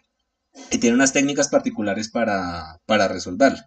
De hecho, las técnicas se pueden explicar aquí, las más populares se explican en un segundo. La idea es, los puntos que son normales deberían estar junto a otros puntos que son normales. Entonces, yo puedo mirar en alguna vecindad cuáles son mis vecinos y preguntarme si, si mi distancia es muy parecida a la distancia de los vecinos con sus propios vecinos. Muy enredado. Acá. Si esto es normal, los vecinos de este señor deberían parecerse a los vecinos de este señor, a cómo se comportan los vecinos. A ver, este es el señor, estos son sus vecinos, ¿ok? Yo puedo estudiar cuál es el comportamiento de los vecinos de este señor, por ejemplo, me puedo parar acá. Y el comportamiento de la primera bolita roja y de la segunda bolita roja deberían ser parecidos. Cuando yo sé que hay alguna anomalía, por ejemplo, cuando mi comportamiento es diferente al comportamiento de mis vecinos. Por ejemplo, yo puedo coger el vecino más cercano y estudio y digo, el vecino más cercano tiene 5 vecinos. O los primeros 5 vecinos están a una distancia pequeña, mientras que los primeros 5 vecinos de este señor están re lejos. Entonces, ahí yo puedo hacer una cuentica para asignar un número que me diga qué tan atípico es. ¿Listo?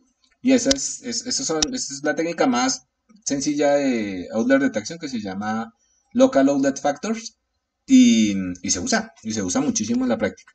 Pero este es un problema también de aprendizaje no supervisado. ¿Ok? Entonces, de nuevo, no es un problema, no son problemas triviales, son problemas que ocurren y aparecen. Pregúnteme, sí, señor. Profe, una pregunta. Yo estuve una vez trabajando con un problema de clasificación que era muy desbalanceado. Sí. Una categoría era encontrar unas infecciones y las infecciones eran muy pocas. Entonces, era como 99% de infecciones y las otras un 1%. Y pues un enfoque, pues eso cambia mucho el problema supervisado, y un enfoque era haciéndolo desde anomalías, pero no sé cómo distinguir entre esos dos enfoques en ese momento. Por la naturaleza de los datos que tiene. Pues, digamos, al final usted puede construir la solución o bien con el problema de clasificación o bien con el problema de aprendizaje no supervisado. Entonces, por ejemplo, lo que nos dice Juan es, entrenaba un modelo de estos y miraba cuáles tenían un grado de anomalía más alto. Entonces, por ejemplo, decía, todos los que estén por encima de 0.9 vamos a decir que no son de buena calidad, ¿cierto? Algo así. Sí, ese es el enfoque desde el punto de vista de aprendizaje no supervisado. Desde el punto de vista de aprendizaje supervisado, pues uno entrenaría algo y pues lidia con el problema de imbalance de clases. Entonces, digamos, son dos modelos que resuelven el mismo problema.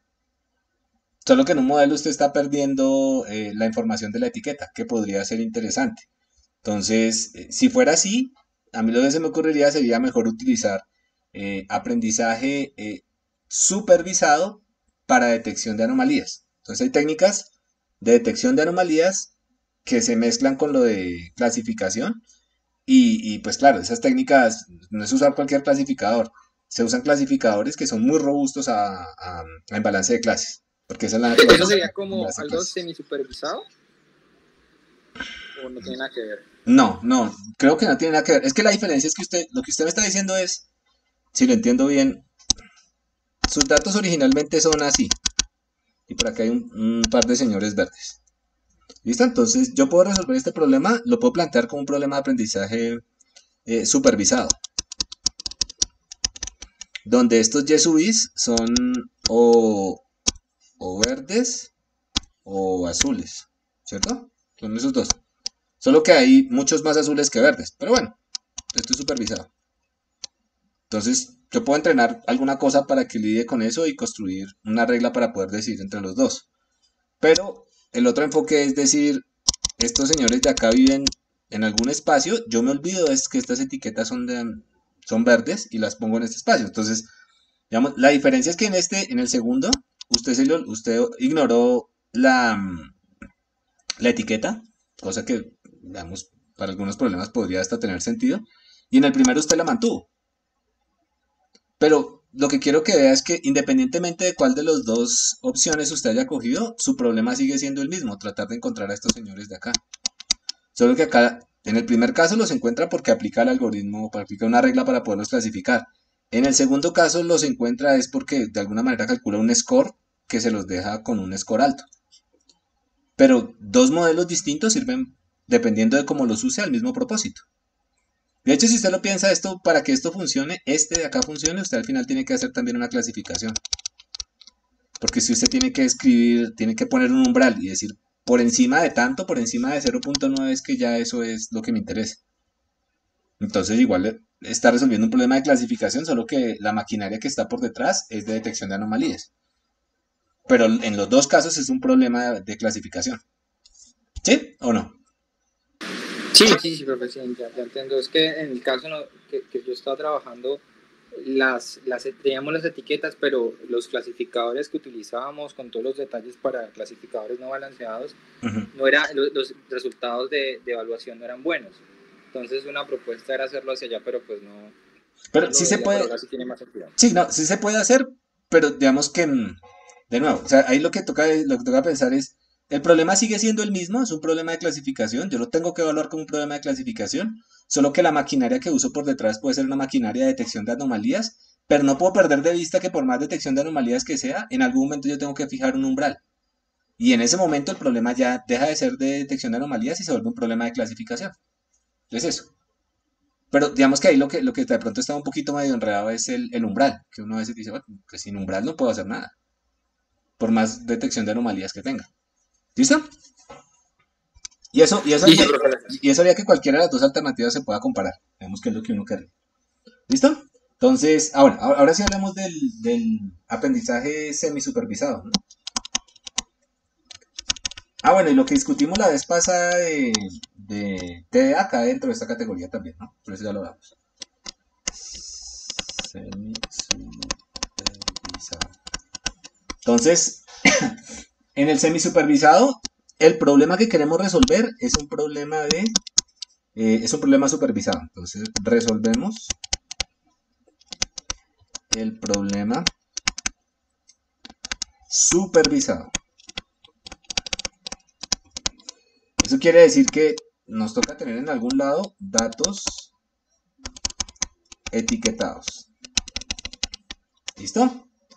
Pero, aparte de eso, y eso, digamos que es lo que lo distingue, es que tenemos, junto con estos datos, tenemos datos, un conjunto de datos que me describe los X, datos de los que usaríamos en un problema de aprendizaje no supervisado. ¿Listo? Entonces, el problema sigue siendo un problema de aprendizaje supervisado. Entonces, en el problema de aprendizaje supervisado, nuestra meta es construir un modelo que nos lleve X al Y, ¿cierto? Un modelo que mapee los X a los Y, ya lo dijimos. Solo que acá tenemos dos cosas para poderlo armar. Una son ejemplos entrada, salida, entrada, salida, entrada, salida, y la otra son ejemplos de la entrada. ¿Listo? Pero lo que necesito que entiendan es que semisupervisado sigue siendo supervisado, solo que tiene un input adicional que son estos señores de acá. Porque, bueno, ¿en qué casos tiene sentido este tipo de problemas? ¿Dónde aparecen este tipo de problemas? Por ejemplo, piensen en que ustedes, ya lo vamos en un momento, pero ustedes van a internet y se bajan muchas imágenes de gente haciendo actividades. Entonces, pueden bajar muchas imágenes de gente haciendo actividades. Este sería las imágenes de gente haciendo actividades. Pero de pronto tienen muy poca capacidad para que alguien etiquete qué actividades están haciendo. Entonces tienen muy pocos ejemplos de este señor de acá. Pero por otro lado, tienen hartos ejemplos de cómo se ven las imágenes de personas haciendo actividades. Tienen que distinguir entre las dos cosas. Una cosa es tener ejemplos de imágenes de personas haciendo actividades y otra cosa es tener etiquetas de esta persona estaba esquiando, esta persona estaba cocinando, esta persona estaba caminando. ¿Listo? Son dos cosas diferentes y las técnicas se pueden mezclar. ¿Cuál es? Bueno, hay técnicas para eso. ¿Cuál es la idea detrás de eso? La idea detrás de esto es que hay un, digamos, en general, hay un problema que uno puede resolver acá, por ejemplo. Hay distintas formas de hacerlo, pero hay un problema que uno puede resolver acá, que es el problema de aprender cuál es la función de distribución de probabilidad asociada a estos datos. De hecho, eso es un problema, hablemos un poquito de ese que es bonito. Se supone que estos datos son muestras de algún fenómeno, ¿cierto? Estos señores de acá son muestras. ¿Muestras de qué? Pues si uno va a internet pues y está buscando imágenes de gente haciendo alguna actividad, pues son muestras de imágenes de gente haciendo alguna actividad. Y hay una distribución, uno puede asumir que hay una distribución de probabilidad diciendo que, por ejemplo, en este momento es más probable que la gente esté andando en bus a que se esté lanzando de un paracaídas o que esté dándole vueltas a la Tierra en una nave espacial, ¿cierto? Entonces yo puedo poner una función de distribución de probabilidad sobre el espacio de las realizaciones asociadas a ese experimento. Eso no tiene ningún misterio. Entonces, la pregunta es, si yo tengo ejemplitos de este señor de acá, ¿será que yo puedo sintetizar la PDF, la Probability Distribution Function asociada a estos ejemplos de acá?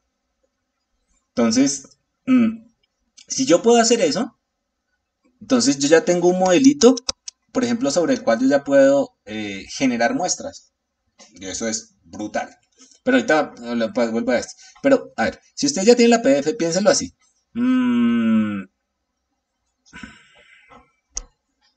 A ver, un ejemplo donde está clic. Ya sé. A ver. Miren este ejemplo que creo que va a cuadrar. Supongamos que usted tiene la altura de las personas y su nacionalidad. Entonces, este señor es guatemalteco. Lo dije porque, no sé por qué estoy y hay datos que reflejan esto. Este señor es guatemalteco. Este señor es guatemalteco. Y por acá hay otros señores, ¿no? Este señor es de Holanda, Neandertal. Este señor es de Holanda. Y de pronto este señor acá es de Holanda. ¿Listo? Entonces, ¿cuál es mi intención? No sabe que la gente bajita, y hay datos de esto, ¿no? No es nada clasista ni nada, no tiene nada que ver. Hay más gente bajita en Guatemala y la gente más alta está en Holanda. ¿Ok? Entonces yo puedo tener un problema de aprendizaje supervisado de esta naturaleza. Entonces, ¿qué quiero yo? Que cuando llegue un señor así pequeñito me diga G, y cuando llegue un señor más grandote me diga N. Ok, listo. Entonces, esa sería la instancia del problema de aprendizaje supervisado. Pero supongamos que yo tengo datos de las encuestas de muchos países. ¿Listo? Entonces, estos señores son las alturas de muchos países. De muchos países no, de estos dos países.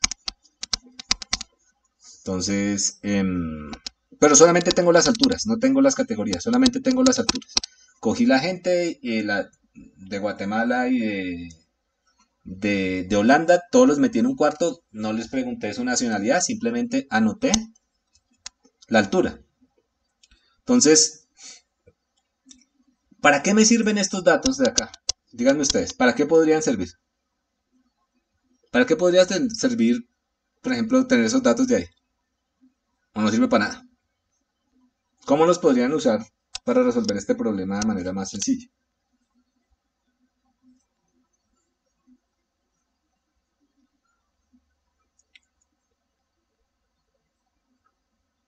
Usted, por ejemplo, puede hacer un histograma de esto y decir, en esta muestra de acá, la probabilidad de que haya gente alta es más grande que la probabilidad de que haya gente bajita. ¿Cierto? Entonces, ahí estoy aprendiendo la función de distribución de probabilidad. Es más probable que haya más gente... no, venga, al revés. Más probable que haya gente más bajita que alta.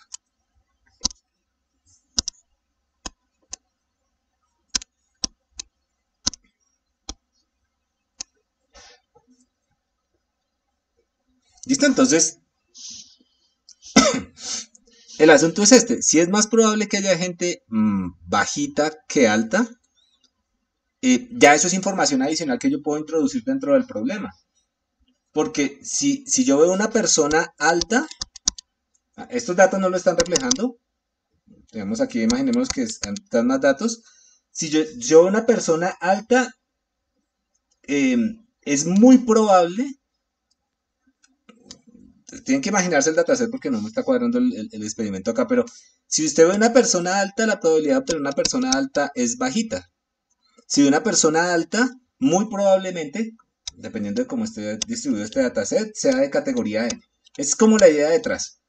La idea es que si yo ya sé algo sobre la población, ese algo que está que sé de la población, me puede servir para informar esto que está acá.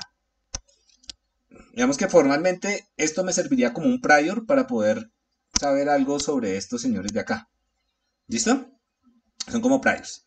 Pero entonces, la idea es que, y uno lo puede pensar intuitivamente, si yo ya sé cómo se distribuye, si yo ya sé que es muy poco probable que aparezca cierta categoría, esa información la puedo utilizar para refinar un poco mejor esto de acá. La asignación de este problema de acá. No me salió tan bonito el problema, pero digamos, la intención es esa. Con los datos que ustedes tienen acá, ustedes pueden intentar entender cómo es la distribución de los X. Y si entienden de pronto mejor cuál es la distribución de los X, ustedes pueden hacer algo mejor respecto al problema supervisado. ¿Ok? Pero lo que quería que pensaran era lo siguiente. Digamos que eso lo puede pensar uno. Pero hay una cosa más interesante aún. Supongamos que sintetizamos la PDF. Entonces, sintetizar la PDF es construir esta función de distribución de probabilidad. Una vez uno construye la función de distribución de probabilidad, uno puede muestrear de esa función de distribución de probabilidad, ¿cierto?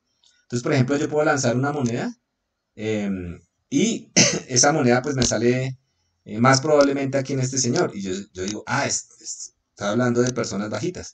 Y yo puedo sacar muchos ejemplos de personas bajitas, ¿cierto? Y algunos grandes. Ok.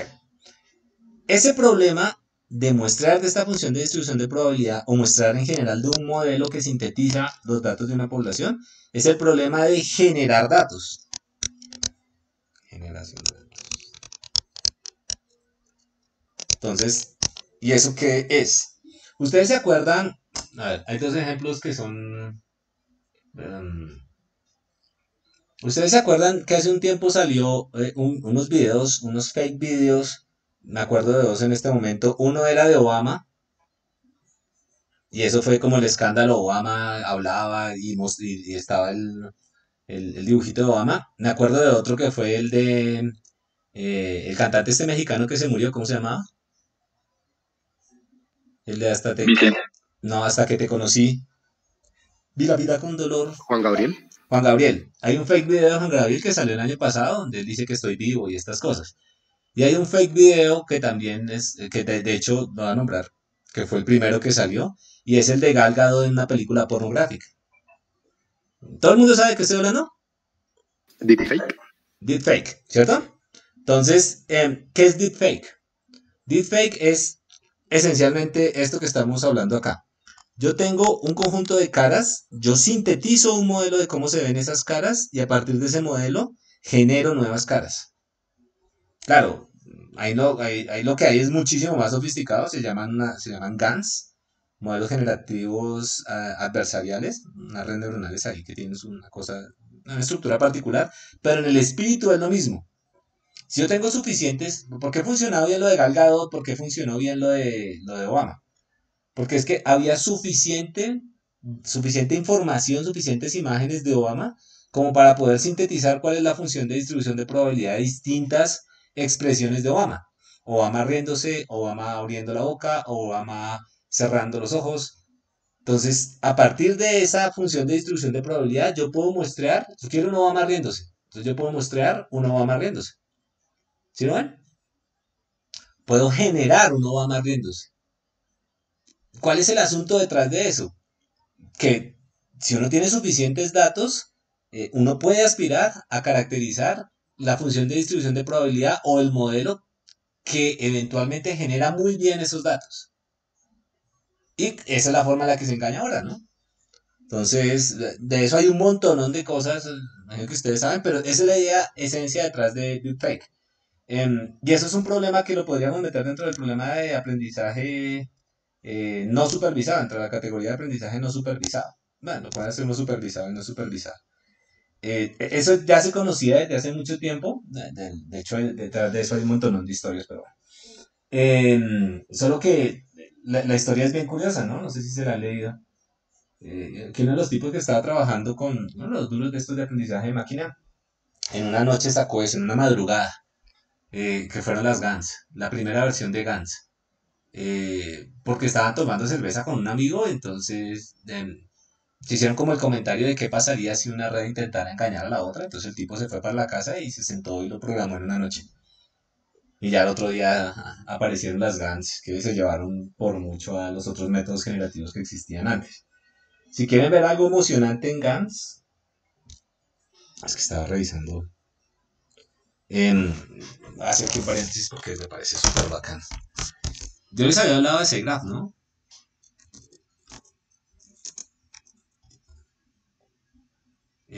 Aquí.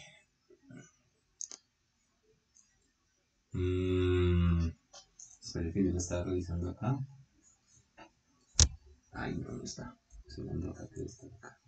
Bueno, entonces, SiteGraph es la conferencia de computación gráfica más importante del mundo, es una de las más exigentes del mundo.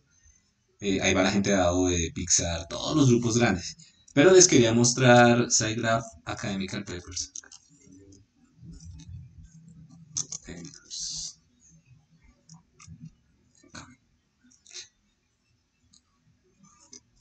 Generative.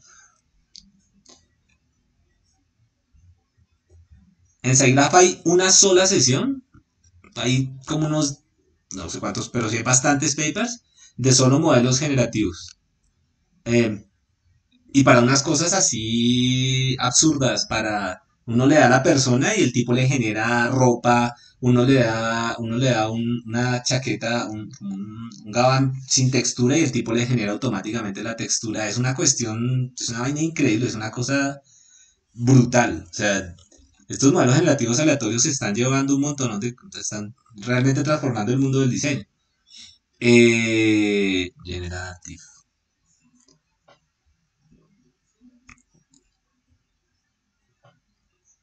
Echen una mirada a esto y se van a dar cuenta de dónde se está moviendo esta cosa. Pero es que estos papers pesan un montón, ¿no?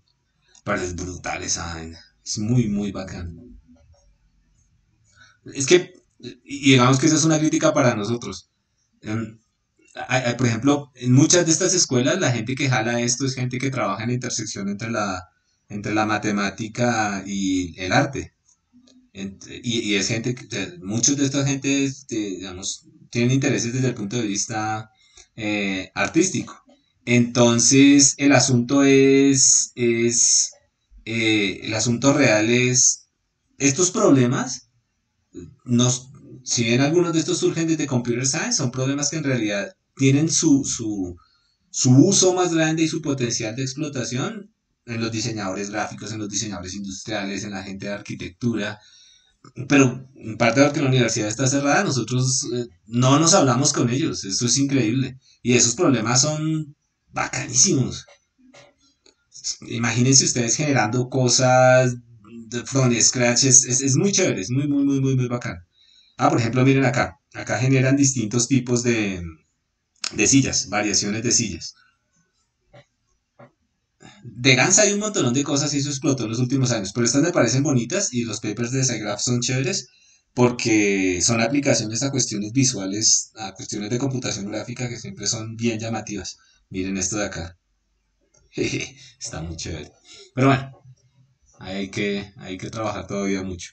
Pero de entrada, pues digamos, claro, uno puede hacer esto y puede hacer la matemática de esto, pero en realidad el sabor y a quien le va a terminar interesando a esto es a un diseñador gráfico. Por eso tiene mucho sentido que ellos también aprendan a programar y aprendan matemáticas y que nosotros vayamos y entendamos cuáles son los problemas de ellos allá para poder construir cosas como estas. Mientras nos quedemos ahí metidos dentro del departamento, pues sí, de pronto uno encuentra cosas que hacer. Pero de pronto hay cosas más interesantes o diferentes para hacer por lo menos afuera. Pero bueno, este es SiteGraph. Les voy a poner acá el nombre de la conferencia y esto es súper, súper, súper bien organizado. Entonces, para que vean los papers del año pasado en modelos generativos. ¿Cómo se define una distancia pequeña? Eso fue como las 12. Pues depende. No, en general cuando uno define una distancia, pues el radio de la bola, ¿no? Y pequeño depende de la densidad de los datos. Digamos que ahí entra el detalle de todo lo que uno está haciendo con los datos. Ahí los datos que uno Creo que se refería al punto cuando estábamos hablando de la biometría, que usted dijo que Ok, listo. Entonces, bueno, ese es un juego de sensitividad y especificidad. Si la distancia es muy pequeña, ¿cuál es el riesgo? Si ustedes hacen una distancia muy pequeña, ¿qué pasa? Pues llega Andrés y se para y si se mueve un poquito, dice, no soy Andrés, ¿cierto? Entonces, distancias pequeñas implican que usted va a tener, que quien pase, quien llegue, usted va a estar muy seguro de que quien llegue es usted, ¿cierto? ¿Eso es bueno? Pues depende. ¿Por qué? Porque está también rechazando muchos otros escenarios por ese lado. ¿Qué pasa si usted pone una distancia mucho más grande? Quiere decir que de pronto llega uno no tan parecido a Andrés y dice, sí, usted es Andrés. ¿Eso es bueno? Pues no necesariamente es bueno en un contexto de seguridad, pero de pronto es bueno en otros contextos. Entonces, tal vez no lo hemos hablado, pero piensen en eso tiene que ver con la sensitividad y especificidad. Y eso sí le ayuda a responder esa pregunta de qué tan pequeña. Porque usted ajusta el parámetro dependiendo de lo que a usted le interese. ¿Cuáles son los dos intereses típicos en esos problemas? Usted quiere un sistema que esté muy seguro de que es usted. Entonces, usted tiene que minimizar los errores, tiene que minimizar la entrada de intrusos. Bueno. O quiere un sistema que, por ejemplo, tenga muy buena cobertura, que entre mucha gente que sea capaz de reconocer, pero usted no paga tanto por los costos de eso. ¿En qué escenario tiene sentido ese? El segundo. En un problema en general, no necesariamente en ese. Parecidas, Andrés, algo así. Ok, pero piensen en este problema. Cuando usted va ese es el problema que estoy echando de cabeza bastante tiempo, pero creo que encontré un problema chévere para ese y es el problema de los puntos en el éxito. Entonces, cuando usted va a decir, usted va a comprar el éxito, usted pasa su cédula y le dicen los puntos del éxito, ¿cierto? Entonces, al éxito, ¿qué le importa más? ¿Capturar sus datos o regalar unos puntos?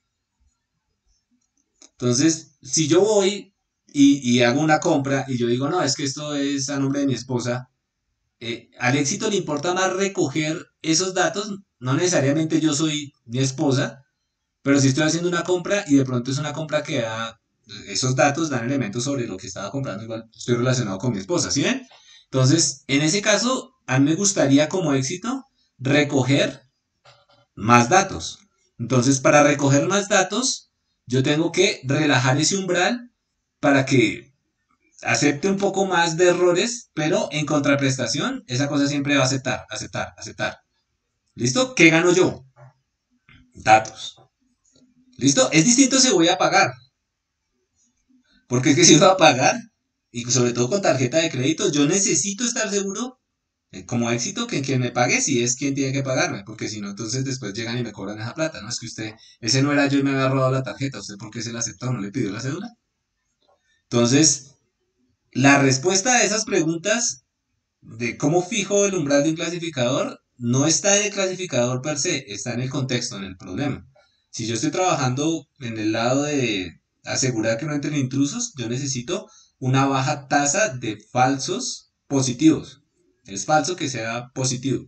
Si yo estoy en el otro lado haciendo identificación, pero necesito capturar más datos, yo necesito una baja tasa de falsos negativos, tal vez. Ustedes me entienden, mejor dicho. No me voy a enredar con eso.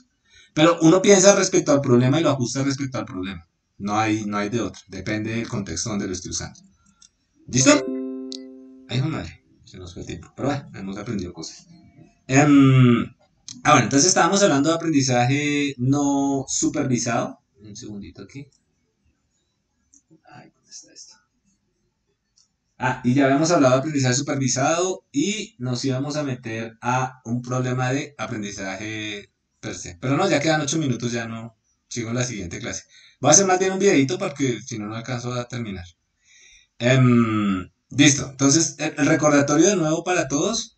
A las 2 de la tarde tenemos nuestra primera socialización de trabajos de grado de ciencias de la computación. Eso es importante, primero porque yo sé que al otro lado la mayoría son científicos de la computación y si no los invito a que vayan. Ya lo puse en el cosito a las 2 p.m. Y segundo porque ellos dos van a ser los primeros científicos de la computación del país, ¿no? Después siguen ustedes les están pisando los callos a ellos, pero pues ellos dos van a poner la vara. Fíjense en la altura de la vara que están poniendo porque las cosas que hagan ustedes tienen que ser mejores que los que lo hicieron los primeros, ¿no? Uno no puede pensar en que yo no soy mejor que los primeros egresados del programa.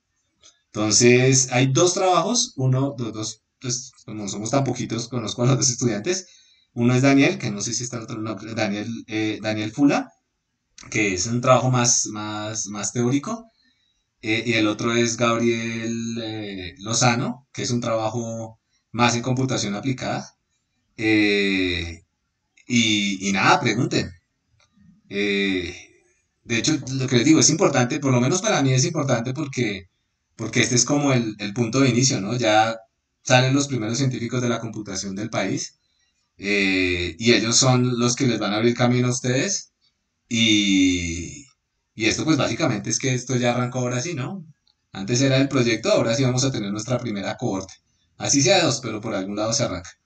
¿Listo? Entonces están súper cordialmente invitados y nada, nos vemos esta tarde. ¿Preguntas? Yo sí, profe, frente Pregunten al algo. proyecto, ¿Qué hacemos? ya Ok, ¿cuándo se acaba? Yo siempre les pregunto y ustedes me dicen, pero usted debería saber, pero yo no sé. queda esta semana y pues, o sea, ¿Y esta cuándo semana subimos y dos más. notas? ¿Cuándo se suben Ahí notas? mismo. Sí, se acaba. Del viernes en 15. ¿De este viernes en 15? Ajá. Sí. Es que esta vez no hay como una semana adicional para subir notas, sino apenas se acaba el semestre ya tienen que estar Yo subiendo contaba con notas esa el semana. viernes. Entonces podemos hacer una cosa. Ustedes ya presentaron. O sea, la idea es que nadie pierda el curso porque se han trabajado para que lo van a perder. Ustedes ya tienen por lo menos 2 o 3 trabajos armados, ¿cierto? O sea, lo que hicimos de. ¿Cómo se llama esto? Lo que Uno de es- algoritmos de búsqueda uno y de algoritmo. otro. Sí, entonces podríamos hacer algo sobre aprendizaje de máquina. Un problema pequeño de aprendizaje de máquina. Eso cubre, digamos que por lo menos algunas cosas. Es un curso introductorio, de hecho. Y pues básicamente lo manejamos de la misma manera. El viernes se los pongo, les doy un conjunto de datos. No es una cosa tan complicada. Antes les tengo que explicar algunas cositas ya más de cómo se usa eso. Y montamos un proyecto de aprendizaje de máquina. Esa puede ser una opción. Yo sé que hay gente aquí al otro lado que ya tiene proyectos de aprendizaje de máquina y estas cosas. Eh, si ya tienen alguna cosa de esas, ustedes verán y si quieren me presentan un reportecito. Em, y sería eso, entonces tendrían 15 días para resolver un problema no tan complicado de aprendizaje de máquina. De hecho, ya sé cuál es el problema que quiero que resuelvan. Entonces, hacer, digamos que algo, yo les puedo dar hasta el esqueleto para que arranque, y lo hacemos. ¿Les parece? Porque si me pongo a inventar en este momento proyectos y estas cosas, creo que ya no alcanzamos, y lo que hago es enredarles más la vida a ustedes. Sí, yo haría los grupos y lo revisamos el viernes entonces. Y de una vez les dejo los datos. ¿Sí? Profe, y las notas de los otros trabajos. Ya los estoy calificando, ya las empiezo a subir esta semana. Porque ya empecé a revisar juicioso esa cosa. Por lo importante de estar estudiando no hacer todo. Sí, listo, hagamos entonces eso. Espero que yo estaba pensando en algo. Son dos problemas originales. Pero ustedes me dicen porque, o les pongo los dos y ustedes escogen. Uno puede ser en clasificación de hojas, de formas de hojas, y el otro puede ser un paper que hicimos que tal vez yo les conté que es en turbidez de agua, que es un problema de regresión, estimar la turbidez del agua a partir de otra cosa. Sí, tenemos los datasets. No, todo eso ya está levantado. De hecho, ya lo resolvimos. Pero pues es para ver cómo les va a ustedes. Listo, entonces yo armo eso con los dos y ustedes escogen a ver qué problema les da. Y si ya tienen proyectos, si quieren hacerlo, para aprender, chévere.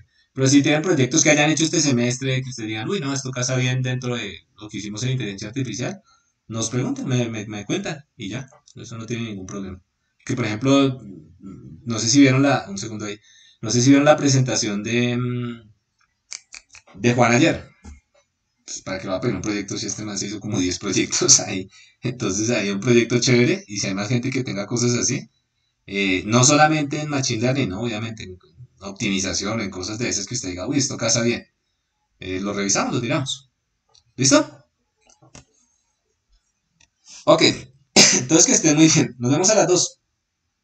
Vayan. Vayan porque eso ya después les toca a ustedes y qué susto. Que estén muy bien. Chao. Listo, profe, gracias. Yo les comparto este videito cuando ahí sí me va a demorar más porque me toca subirlo. No sé qué. Me toca convertirlo como en YouTube. Pero ahí lo comparto. Que estén bien. Chao. Hasta luego, profe. Gracias.